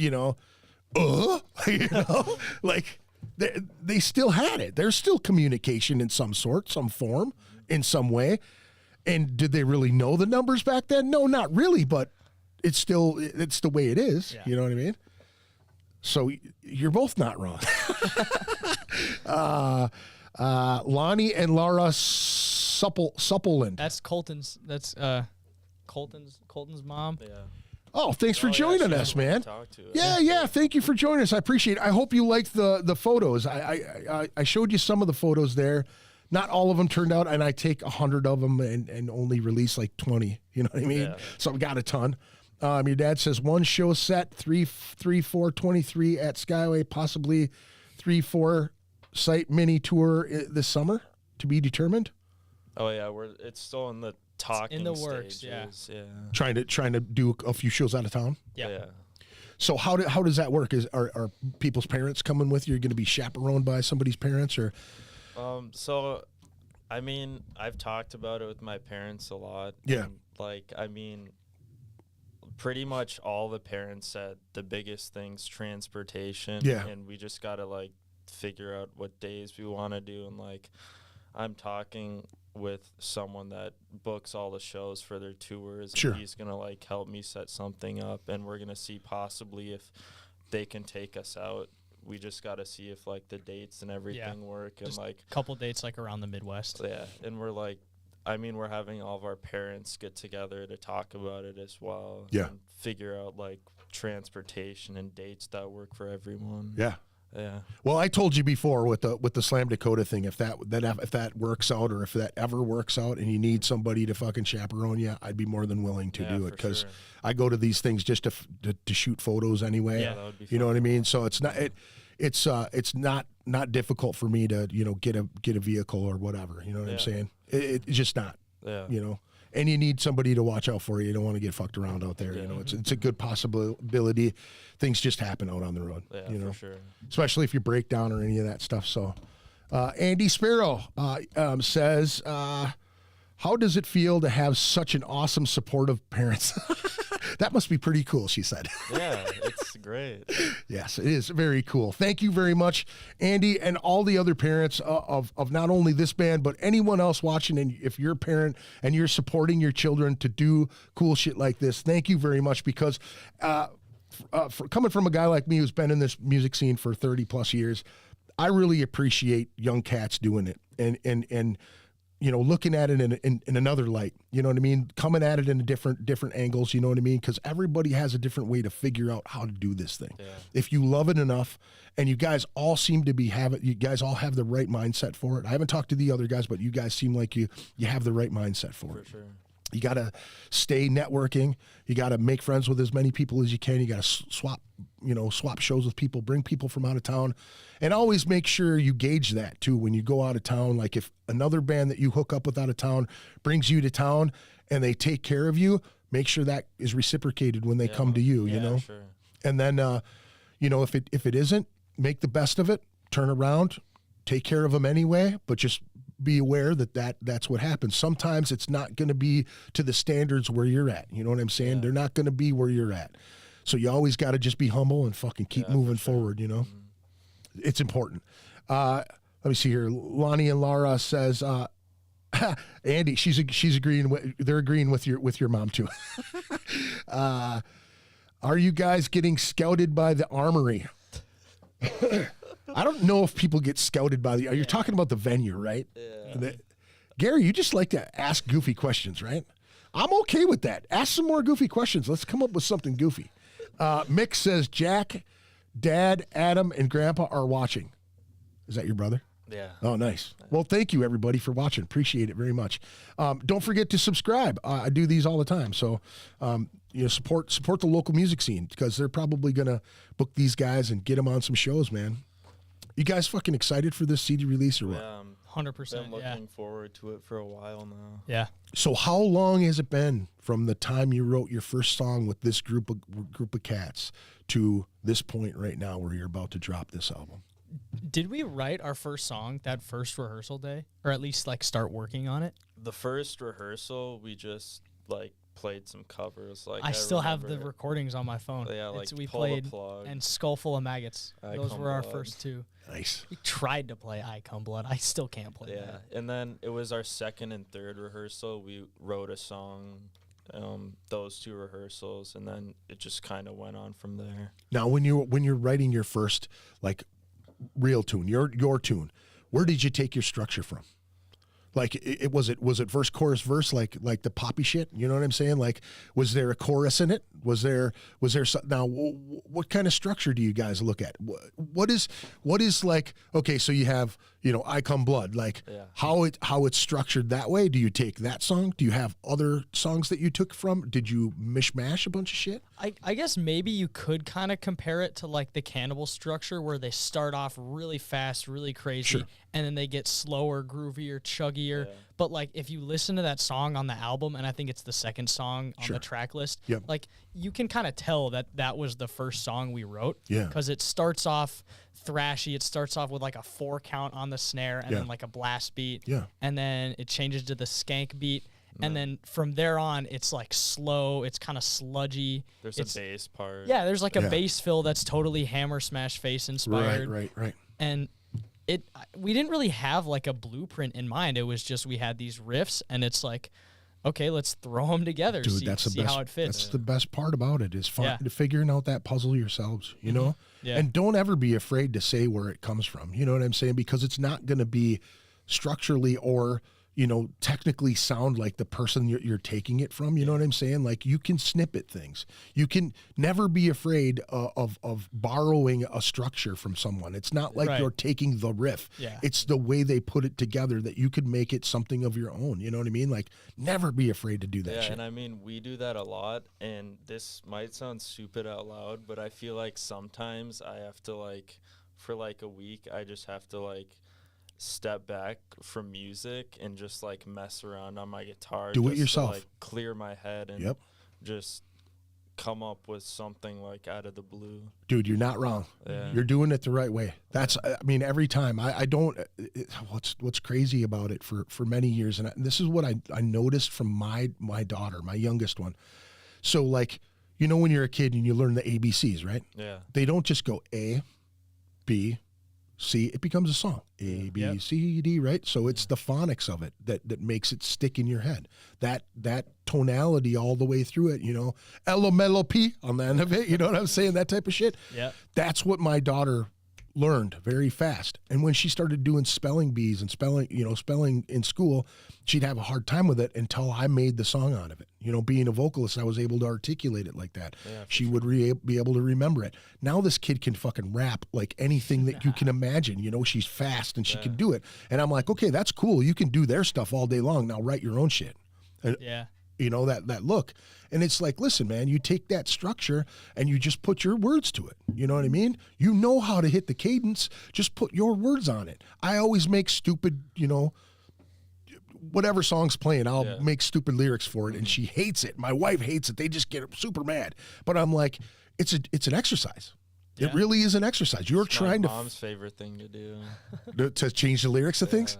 Does she just go balls deep? I'm like balls out, like singing. Well, yeah, just the most random stuff all the time. That's the best, man. That's the best when your folks get into stuff like that. My mom was way into like Motown and soul, you know.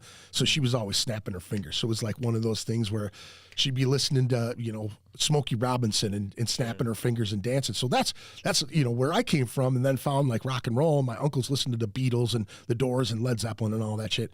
And then it was like you just stumble on Motley Crue and all these hair bands, and all of a sudden it was like you finding that rabbit hole and just going into it, you know. Yeah, man, I'm super excited for you guys, man. You guys got a lot ahead of you, man, and this is it, man. You guys are opening the gate right here, you know. I mean, playing shows before this and the DIY things and all that other stuff, you guys put together a hell of a bill. Yeah. You know what I'm saying? We talked about it and we agreed. And dude, you did the right thing. This is a good bill. I'm excited. I just hope that all your friends show up and they just have a good time. And you know, that's what it's all about. Everybody's safe and having a good time. And fucking hey, dude. I mean, this is like kind of the first real show I like figured out everything for, and like props to Jack for like putting this together. Thank you. And like, I guess I didn't want us to headline. I wanted to find like another band so we could like stick around after and talk with everyone. And I mean, I've been listening to Maul for a while. Yeah.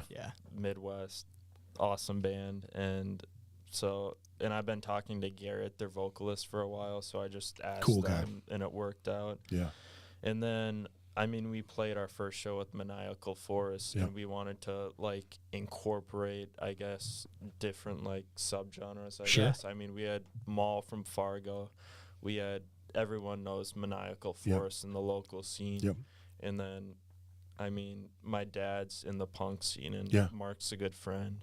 So I just asked them if they wanted to play too, because they're a really good band. But now you understand, you know, when we were having those conversations and that whole thing, that is the formula every time, you know, and it doesn't matter where you play in the bill, honestly. I mean, back in the day, dude, and I say this, and I tell people this all the time, like, if you get that opening spot, own that opening spot. Don't be afraid to open that show. Make people not want to play after you. That's how you move to the next spot. You know, you guys went from opening it to you know, featuring because it's your CD release, but you did it wise because Maul is a fantastic band to have after you, and they're not afraid because they've been doing it for so long, but that just makes your performance has to be that much better. And don't feel pressured, man. This is your night. This is the night that you guys just let it all go, man. You know what I'm saying? Like, don't be afraid that you're going to fuck up. You're already in there. You're already rehearsing it. You've listened to every one of them tunes a million times. You're going to listen to them a million times. You said it was in your car. You turn it on. There it is. It's going to happen. I mean, some of these songs we haven't even played live before. So. Well, that's good. That's even better, man. You know what I mean? They're going to be in for a treat. You're going to be feeling it because, you know, it's in your mind. Damn, we've never played this live. Let's kill this shit, you know? Make sure your timing's right, you know? Don't go too fast. You know, communicate with each other when you're on stage. Like, keep the tempo straight. Make it fuck. Because if it goes fast, it's over.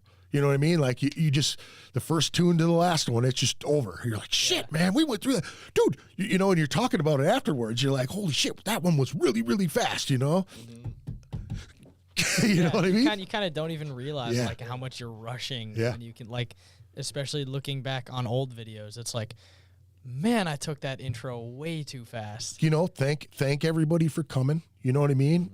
You know, when it comes to, you don't have to be the jokey type of dude. That's always fun for the crowd, like cracking a joke here and there, you know, interacting with the crowd and shit like that. But just being thankful that they're there and having a good time and high-fiving people that you know who made it. That brings that crowd into you more. You know, they dig it. You know, I mean, like, it's normal to, like, fuck up sometimes on stage, but, like, I mean, it's, like, funny to look back and, like, just at the mistakes and stuff. Well, like, all of the best bands, they don't stop. They just keep going and they catch each other on the next riff. Like, you always got to remember, like, they don't know you fucked up yet. Until you go like that, or, you know, look back, or like, what the fuck, you know, that type of shit. Don't ever do that. That's the professional way, is just to ride it and to do it on purpose one time, Jack, you know, in practice. Extend something and just wait to see if everybody picks it up. You know what I mean? Like, if you're doing vocals, come in early, purposely fuck up and see if everybody can catch you. You know what I mean? Because that is the way to prepare yourself to do it. Yeah, for sure. And dude, I hated it when guys in my band would go, oh, no. Shut up, dude. Just keep playing. That's one of the first things that my old drum teacher, shout out to Andy Jensen. There you go. He taught me the worst thing you can do as a drummer is stop playing. Yeah, because like, you're the whole sound. It destroys the whole thing. Yeah. I remember there was at that Skyway show there was a little bit of a hiccup. I'm not gonna call out anyone in specific. Sure. But it got to the point where, like, it was this part where it's an isolated guitar part and there's like big floor tom accents. Yeah.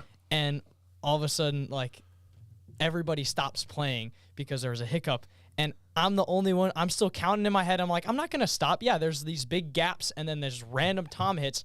I'm not gonna stop playing. I'm gonna play the song. Smartest deal, dude. I'm gonna play the song how I know it, and yeah, it's gonna sound weird and empty, but I'm staying on track here. I'm gonna keep everyone together. Yeah, and if you have Jack, just wow, you know what I mean? Like, fucking accent on it, you know what I mean? Like, use it as if you know where you're coming in on the next part, you might as well just wait it out till the next part.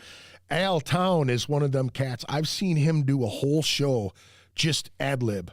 You know what I mean? Like, they work on a song and he goes, I know one of them fucked up. I don't even stop. I just keep going. You know what I mean? Like, I've seen him go a whole damn show, the whole thing. Somebody's, you know, drunk or something and didn't play right, and he just kept going. You know, we talked about it at length in Chicago. We all went to a show together. Let me see here. These guys are great, Mary Sheehan says. It's my grandma. Thank you, Grandma. Appreciate it very much. They are. I remember the first rehearsal. This is Jack's mom. I remember the first rehearsal and just knowing it was meant to be. It was so organic and so awesome. Awesome. She said, double awesome in there, dude. That's good shit. You. And being your mom and being around your dad who plays in bands, right, and has that musical inclination, she knows by ear. You know, if she doesn't play herself, she knows by ear just being around it for so long. Yeah. So hearing that organic fire right away that's a real compliment, because that is something that somebody who's been around it long enough just knows that it happens like that. And it's funny because she like still shits on some of my dad's old bands. Yeah, too. Yeah. Just like gives them a hard time about what they were playing or what they were doing or and what. Like some of his old music videos on YouTube and stuff. Yeah. Jack has showed some of those. That's hilarious, dude. Yeah, it's pretty funny, man. You know, but being in you know a musical family, that's always it's a drive, man. You're hip to it really young, man, and that's fucking amazing. I can't pat you guys on the back enough, man. It's really cool. And to figure out these puzzles and to learn how to listen to the puzzles, you know what I mean? Like I was saying about my daughter, like I realized that I don't pay attention to lyrics as much as I should as a vocalist. Yeah. You know what I mean? Like I started to try to play bass. I started to try to play guitar. I started to try to play drums when I was young, which made me isolate each one of those things in my head. So, oh man, you catch that little bit of drum or you catch that little bit of bass and you're like, oh, you're following, you know, and then it goes into something and then all of a sudden you connect with the guitar that does something else and then into the drums again, you know what I mean? And then you might catch the little bit of the chorus that you understand. I realize that as you get older and you start to try new things, you start to separate those things. And my daughter knows just the lyrics. She knows just that. And I try to teach her these little nuances of beats and little things, you know, especially because she loves the rap shit. I'm sitting there on my computer, you know, sharing things, making a flyer, doing something, and I hear something that sounds familiar, and I'm like, what the fuck? And I walk over by her door and I realize she's playing some of my old music, you know, and my wife said it to me like weeks before, you know, she's playing your music. I'm like, yeah, she's not into that shit. I'm not gonna listen to that, you know. And then, oh, Mick says Sublevel. Oh, there you go. Let me see here. Dad says my band ruled. Sublevel. Thank you, dude. Appreciate it. Even just to remember that I was in Sublevel, I appreciate that so much. We did some cool stuff. So yes. Podcast is awesome as usual. These kids are eating up everything you're saying. Makes my metal heart happy as fuck to see the next generation. I think it's somewhat good news for the change. Love you, man. Well, good shit. People are liking this. This is good. Very good, man. Thank you. I appreciate it very much. Let me see here. We got a couple other things that I wanted to go through here. I always like to help other people, other promoters in the scene too. The 23rd of June, they've got the Road to Midwest Metal Fest. I cannot read this logo, so I'm not even going to try. But Deterioration, Bludgeon, Bray Road, Pursuit. God, I wish I knew what that was. Right there. Something victim. Something the victim. Slap the victim. Pimp slap the victim. I'm going to go with that. Pimp slap the victim. Deterioration. Bludgeon, Bray Road, Pursuit. Let me see. You're live at Zimmergy Brewing.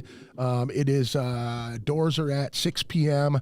$10, 21 plus only. Oh, bleed the victim is what it says. It says actual in actual letters right there down on the bottom. That is the day before the Midwest Death Fest. Immortal Suffering, Bludgeoned. Oh, Jesus, man. I love death metal logos, but I cannot read half of those. What the fuck does that say right there? What does that say? Something flesh. Broken Flesh. Broken Flesh. Okay, that's probably fucking Jake's band. Broken Flesh, Torment, Deterioration. What's this one right there? Can you read that one?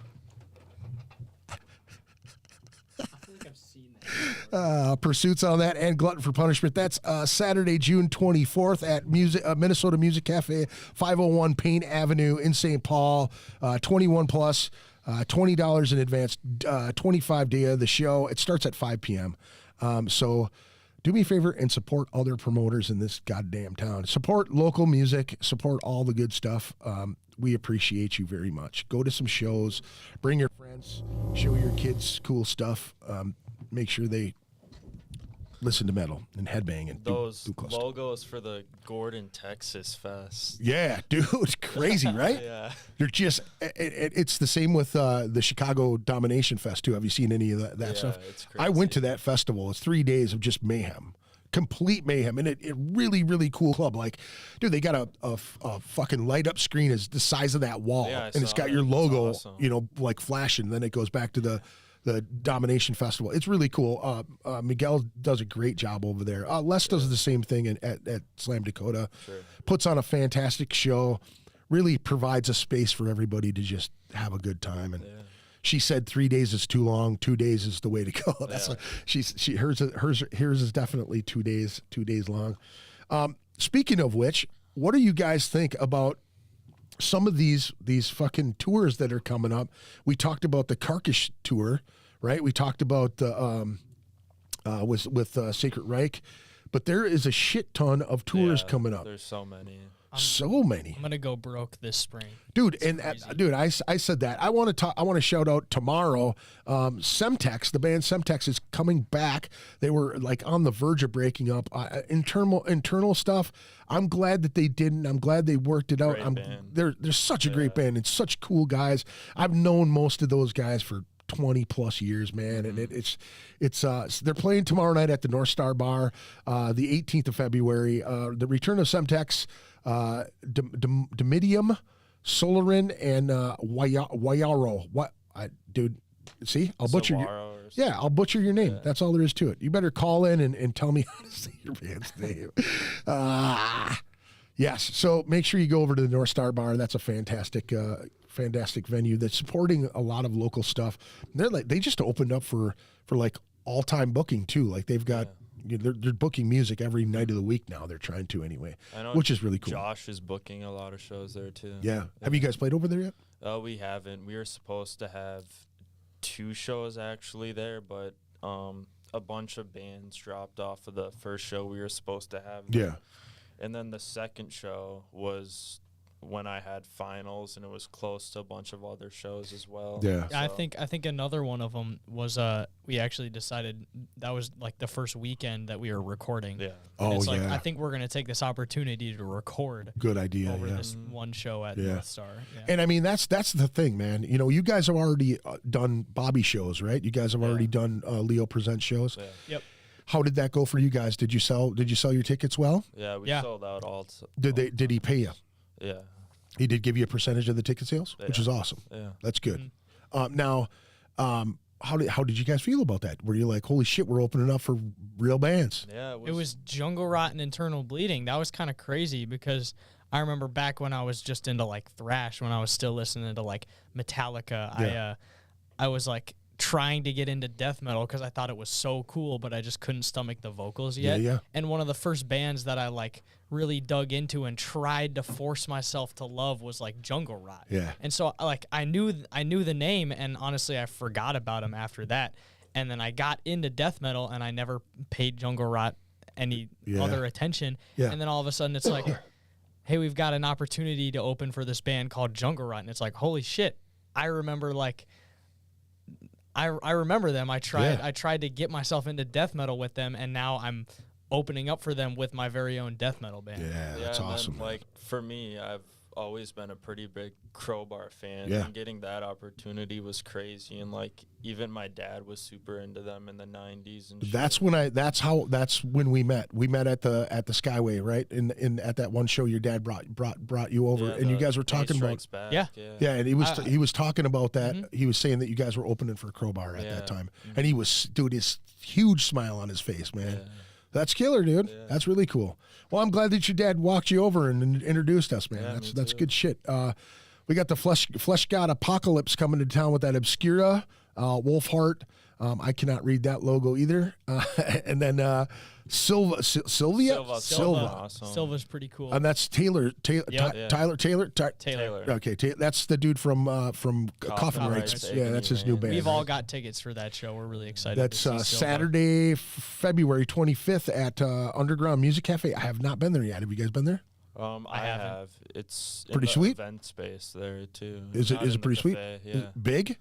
Well, I haven't been in the event space. Yeah. I've been in the cafe. It's pretty good size, but they don't do many shows at the event space thing, Yeah. so I'm excited to check that out. Let me see here.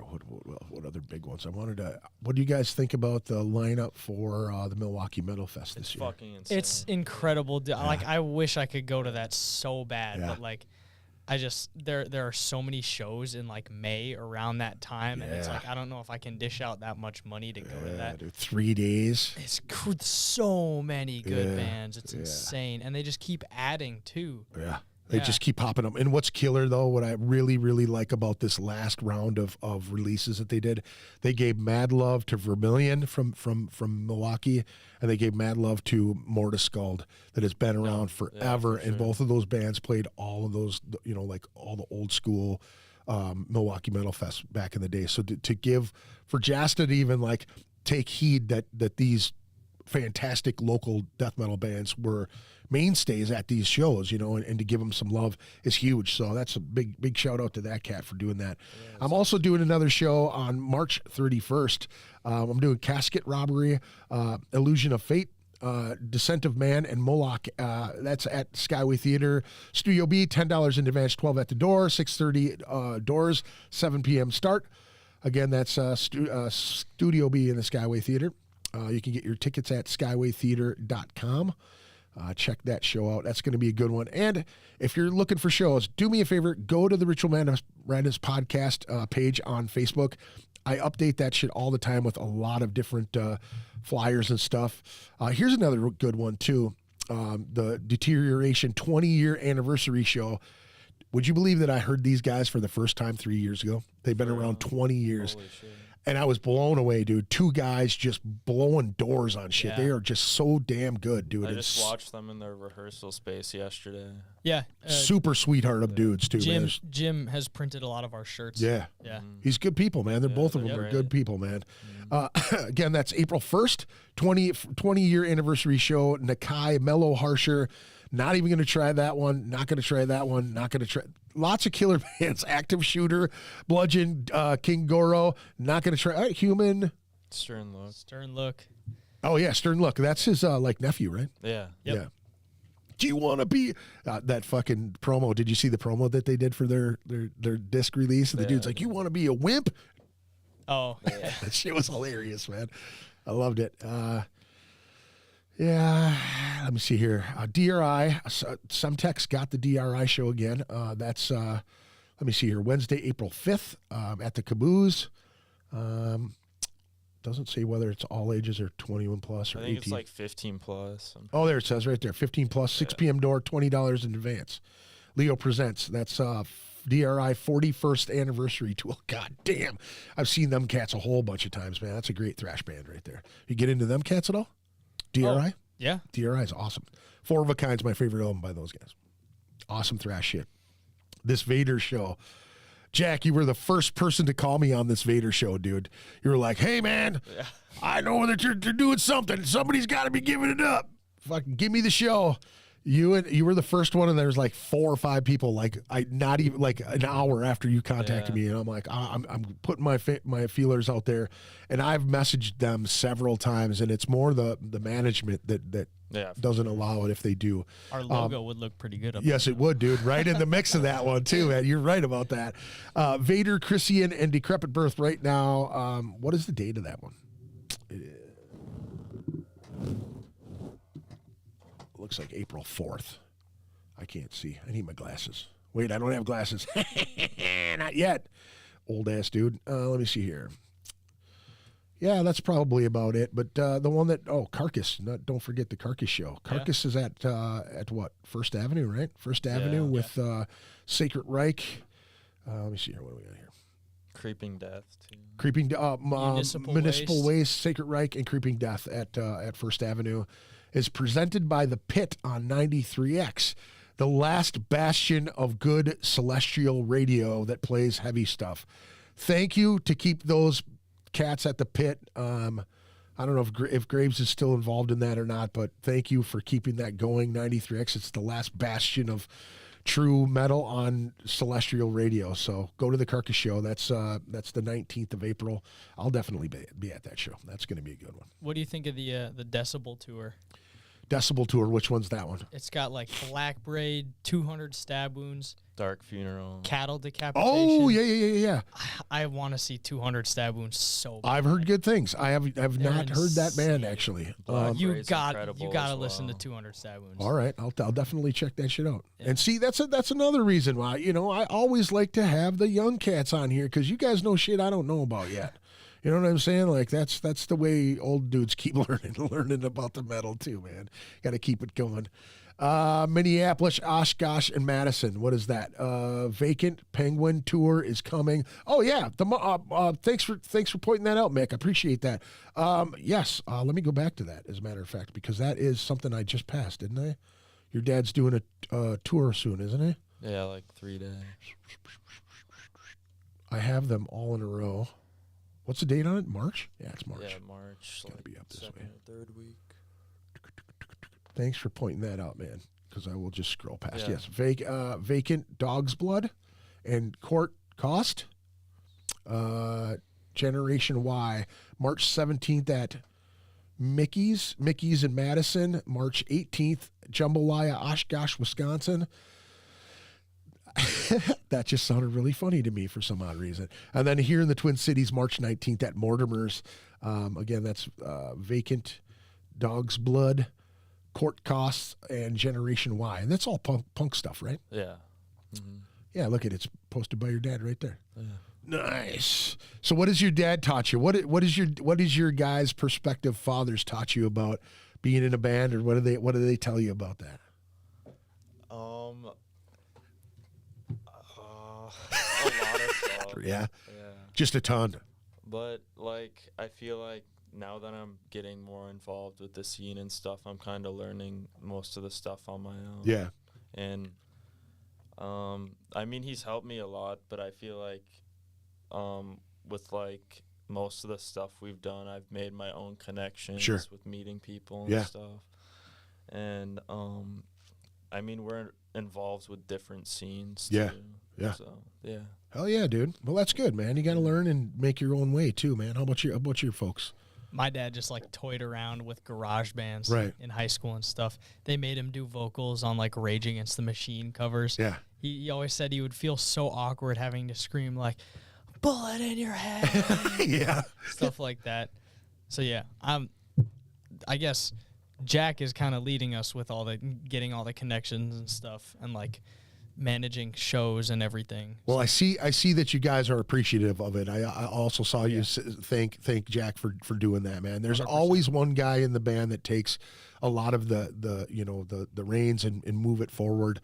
But it also can be overwhelming, Jack. You know what I'm saying? So don't forget to delegate and teach these guys, because if the band does break up, there's got to be other guys that understand the processes too. You know what I mean? Like, sure. and you got to be open to it. Like, if there's guys that don't want to listen to it and don't want to learn from what you're learning as you go, you know, like if someone says, "Hey, Jack, how'd you make this happen?" You know, break it down for them, let them know, because it's like, you know, there's a lot of people that aren't really social like that. You know what I mean? They don't reach out to people. They don't stick around after their bands are done. They just kind of shell up and go to their people, their friends, and they kind of stay in their little clique. Mm-hmm. That is not the way to move your band forward at all. You know, you've got to have at least one or two people in the band that are out there pushing it every single time. And, you know, it's just, it's good, man. You know, I think it's the best way to learn is on your own merits, and to make your own connections with people. You know, you don't want to be that guy who's, his fucking dad got him that, because people do talk about that. You know, they do. It does come up, you know. Yeah.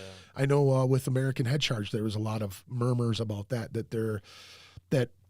someone in the band's family had connections to this, or had connections to money, or had something to help them push forward. Mm-hmm. It never really mattered much to me, because I always just saw them work their asses off to get what they wanted. Yeah. And that's really what it's about. You know, working your ass off, believing in what you're doing, and being, you know, you don't have to be perfect. You just have to be, it has to be good. It has to be fun. It has to be fucking fun is the key, man. You know what I mean? Sure. If you're going to practice and it's a fucking job, dude, time to take a break. Now, we find ways to make it fun. Yeah. Sometimes we what's that? The website like Omegle or whatever. Yeah, like there's playing this for random people. there's this and shit. website where it's super sketchy. It's the craziest concept. You can like video chat with random people. Oh yeah, I know what you're talking about. Yeah. It'll match What do you do? with random people. Yeah. And so sometimes what we used to do when we were first starting and we first had our first couple of songs, we would like, you can like put captions on like what your interests are. So we would do like Harry Styles and stuff like that. And so we would come across these teenage girls. We'd be like, hey, do you guys like Harry Styles? You And don't like, look "Oh my like you do." gosh." Yeah.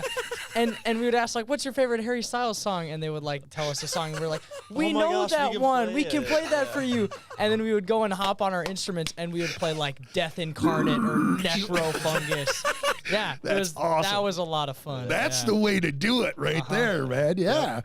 You know, and dude, honestly, you guys should fucking do the YouTube thing, man. Like recording rehearsals or like, you know, playthroughs or anything like that. That's always a really good way to push your label forward, or, you know, your moniker forward. You know what I mean? We kind of did that with Necrofungus, like just playing in the studio. We set up like 4 of our phones up. We and taped then, phones to walls. That's awesome. And then I like edited all the clips together with one audio. Yeah. And we made like our that. own DIY music video. Yeah. Or Jack made the music video. Yeah. We just all played on it. Yeah, nothing wrong with that, man. Yeah. That's really cool. Oh yeah, man, you gotta try every way, man. Every avenue. That Omegle thing is hilarious. God, that would be fun. What do you do? I play the spoons. You like Harry Styles? Then everybody comes in, you know, Yeah, tearing it up. Awesome. So funny. Actually, one time when we were doing that, we stumbled across the guitarist for Hatriot. Yeah, Have you heard of Hatriot? I have not. They, I'm pretty sure they're like relatives of. They're playing Steve. in Minneapolis tonight with The Thrash, the Kings of Thrash, or whatever. Yeah, tour with them. Oh, yeah, nice. they're like, I'm pretty sure a couple of them are related to Steve Souza from Exodus. Oh, nice. And they're a thrash band. And we came across their guitarist on Omegle one time, and he played like the symbolic riff from Death, and it's like, hey, can we play a song for you? And we played a song for him, and he says like, I just recorded that. Do you guys mind if I like share it on my Instagram and tag you? And we're like, dude, yeah, that'd be awesome. And then he never did it. Yeah. And so we kind of have a joke running in our band that we have like It's because he's taking your riffs, dude. He's fucking rewriting steal that 'em. shit. Yeah, so we have like a joke in the band that we hate Hatriot. Yeah. That's even better, dude. That's awesome. You got to keep it light, man. You know, keep it fun. And we were so stoked for that. It's like, because I was the only one who had even heard of Hatriot. Yeah. But this was like our first big like run-in with like a famous like individual, and it's like, this is gonna get us so much publicity. Oh my gosh. And then like 2 weeks later, we played for Jeff Visceral on his Instagram live, Yeah, on like nice. the Possessed live stream. Yeah. What did he say?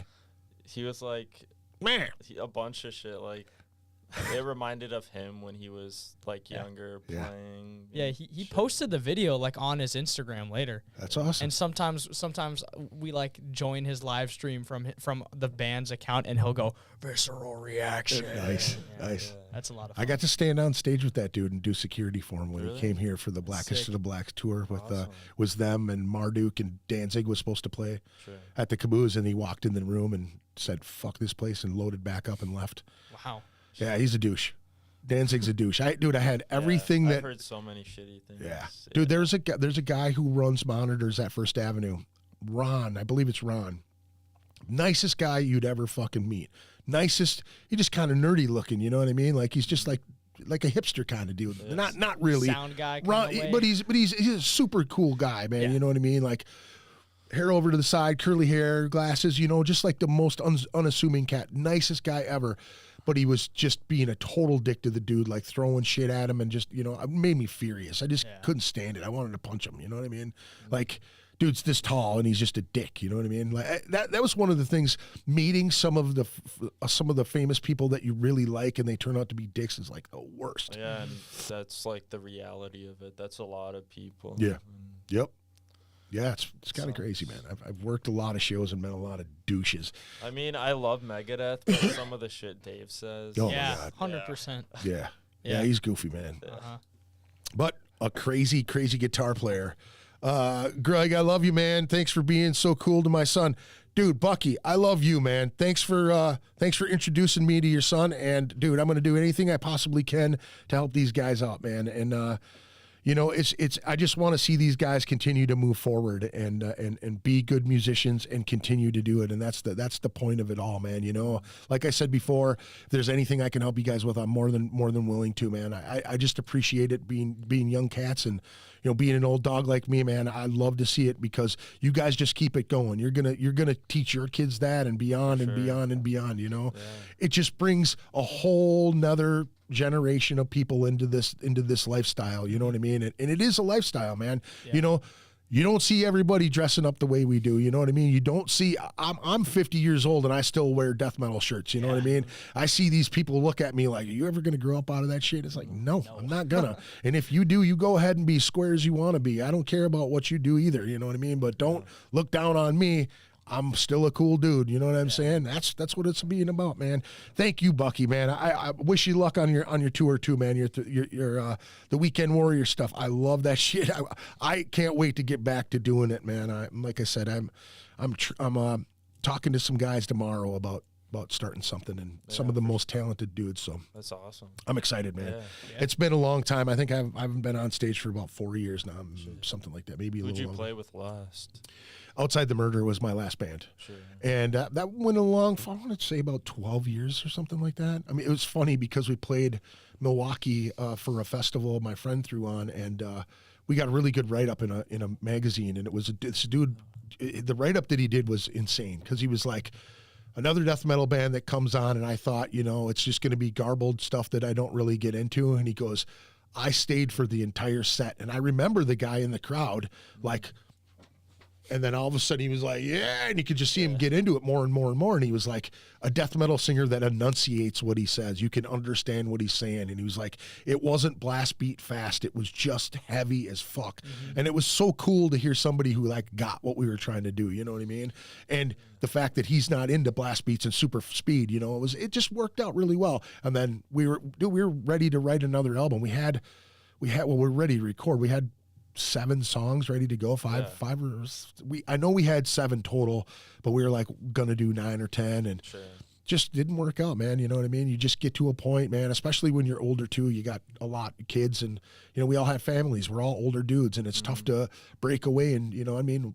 We're all married, and not all of them support what we do. You know what I mean? It becomes a thing where you're pulling away from your family. You know, unless you marry somebody who's into the shit and wants to come and hang out too, which is not always a good thing either. You know what I mean? Like, you got to be able to do your own thing, and that's one of the things. As a free spirit, man, we're all free spirits, man. We like this creative process and the art form, man. You know, so I'm excited for you cats because you are so ready to go, man, and I appreciate it, dude. And well, it pretty much brings the end to the conversation here, man. I just appreciate you guys coming in and doing this. Thank you. Whenever you got, you know, shows coming up, make sure that I know about it. I'll fucking share the hell out of it.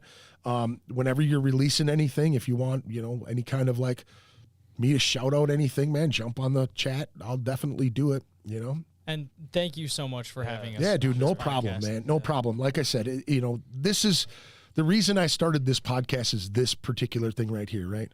Is because when I started, there were guys like Decker. There were guys like, you know, Rich Best at First Avenue. There were the Domagols. I mean, all of the promoters that I'd had contact in when I was your guys' age, man, you know, gave me mad love and gave me opportunities, right? They just handed it to me. I'm talking like Bobby's shows, you know, back then were way bigger. You know what I mean? Like it was on merit. You didn't just call the guy up and go, hey, I'd sell some tickets for you if you throw me on the show. Yeah. It wasn't like that. And they're not knocking Bobby at all. I'm not knocking the process. I'm not knocking any of that. I'm a proponent for what he does. But merit is a huge thing. You got to work your ass off to get where you should be. You know what I'm saying? And paying your dues and being humble and being good at what you do is it opens opportunities, you know, brings doors, it opens doors for you, brings opportunity to do more cool shit. You know what I'm saying? Yeah. So it's really important to just, you know, be there and fucking be in the moment. Yeah. You know, enjoy it. Like, I understand we're young and it's fun to like fuck around and have fun with friends and stuff. But like, I feel like for all of us, it's important to have like set priorities. And, like stay on top of everything and still always schedule times to rehearse and everything. Sticking to it is the main thing, you know, because it eventually, you know, if you break that cycle every time, you know, if you have one guy in the band that breaks that cycle all the time, if you don't nip it in the bud and say, hey, dude, are you in this still? Are you still wanting to do this? You know, like you have to make sure that they're willing and wanting to do it. You know what I mean? Because sometimes if somebody fucks off, then all of a sudden everybody, it becomes toxic in the room. You know what I mean? I always described it as a circle. You know, the circle, when you sit in the circle, it's round. It's a fucking circle. But once something, it's like a ripple in the fucking water. You drop it and it flows out. You know what I mean? Like that ripple starts to get oblong and weird. And then it's not a cycle. It doesn't function properly, you know? And then you start getting mad at each other over shit, and then it becomes, you know, work. It doesn't become fun anymore. And that's the thing that you have to avoid. That's like the main pitfall of it all. You got to maintain it being fun. Like, fuck, man, it's got to be fun. That's why you're doing it, you know? And I feel like that's what happens with a lot of bands as they get bigger, I guess, because they like focus too much about how much of a cut they're getting and how much credit. You know what, dude? That is a thing. That is a thing. You know what I mean? And it's important to put your name on something when you write it. If it's your lyrics, you should put your name on it. You should have that writing credit. If you know, lyrics by whoever wrote those lyrics, music by the rest of the band, and make it a collective. You know, that's the best way to do it. I kind of got off track with the last conversation. But with this podcast, what I wanted to do is give back to all the, you know, to the people who helped me out, you know, and helping other bands and trying to get their word out, and, you know, whatever they're doing is my priority. That's what I want to do. And that's why I do this shit. Cause I was given a lot of great opportunities. I was taught certain ways to do things, not successful all the time. When I was your guys' age, I didn't make any money off of it at all. You know, I just did it just to play. And if you're making a little bit of money, be happy with what you make, but always know your worth. Like Dan said, you got to know your worth. And if you're drawing and you're holding crowds, that means you're worth a lot more. You know what I'm saying? That's when you can make a guarantee. I'm not leaving my studio till I get $300. You know, I'm not leaving my studio till I get $400. If I'm drawing 50 or more people, I am worth that, you know? And once you get into the drinking crowd, that's where the bar makes money.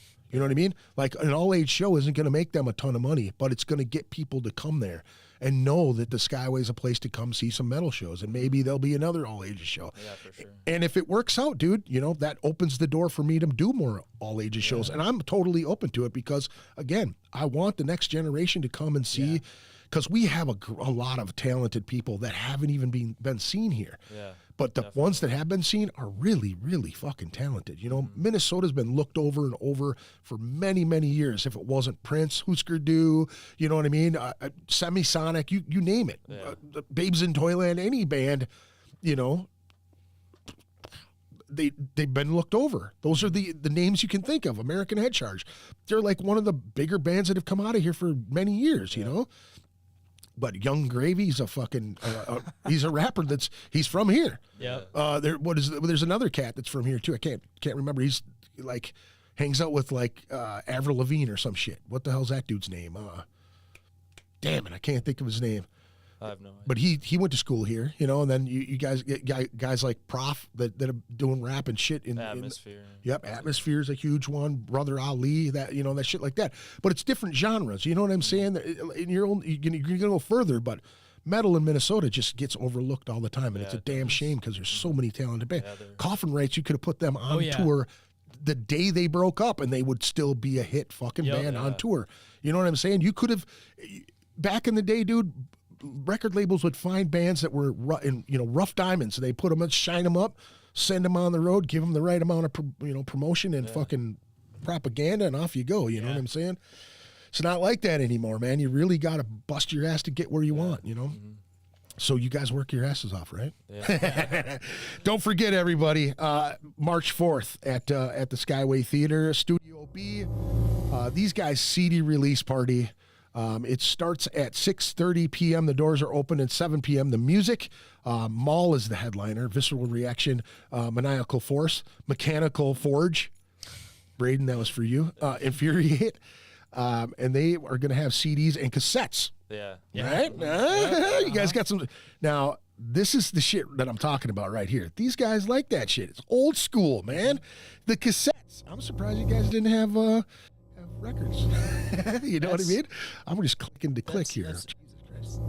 Most likely in the future. Good. We'll see about that. Yeah. We couldn't get them before the record release because they take a long time. Yeah, that's what I've heard. I've heard that people are backlogged. I think there's like 2 record presses. Yeah, no, Copycats has one, and then there's another one in town too that are like months and months out. 6 months, I think. They're like brand new though. Yeah. And before that, you could only order from like overseas, which takes a very long time. Right. Right, I should talk to the guys, Jim and Joe. They've done the 7 inches. You guys should do a split with those guys. They do that shit all the time, and they do limited copies of them, and they sell out right away. Yeah. I've had conversations with Jim, and I was just like, "What are you talking about?" Yeah, we released a split with these guys. We only made fucking 50 copies of it. Now it's bootleg, and everybody's got it. Yeah, they're doing one right now with like King Goro. Yeah, I think. Yeah. Those guys are homies. I think Tori actually played in Deterioration for a while. Really? Yeah. Oh, awesome. But here we go. You guys fucking show up March 4th. Thank you everybody for tuning in, and actually thank you for chiming in and talking to us. We appreciate you very much. RitualMadnessPodcast.com. Don't forget to like and subscribe, all of the socials and whatnot. If you're looking for shows, go to the Ritual Madness Podcast on Facebook there.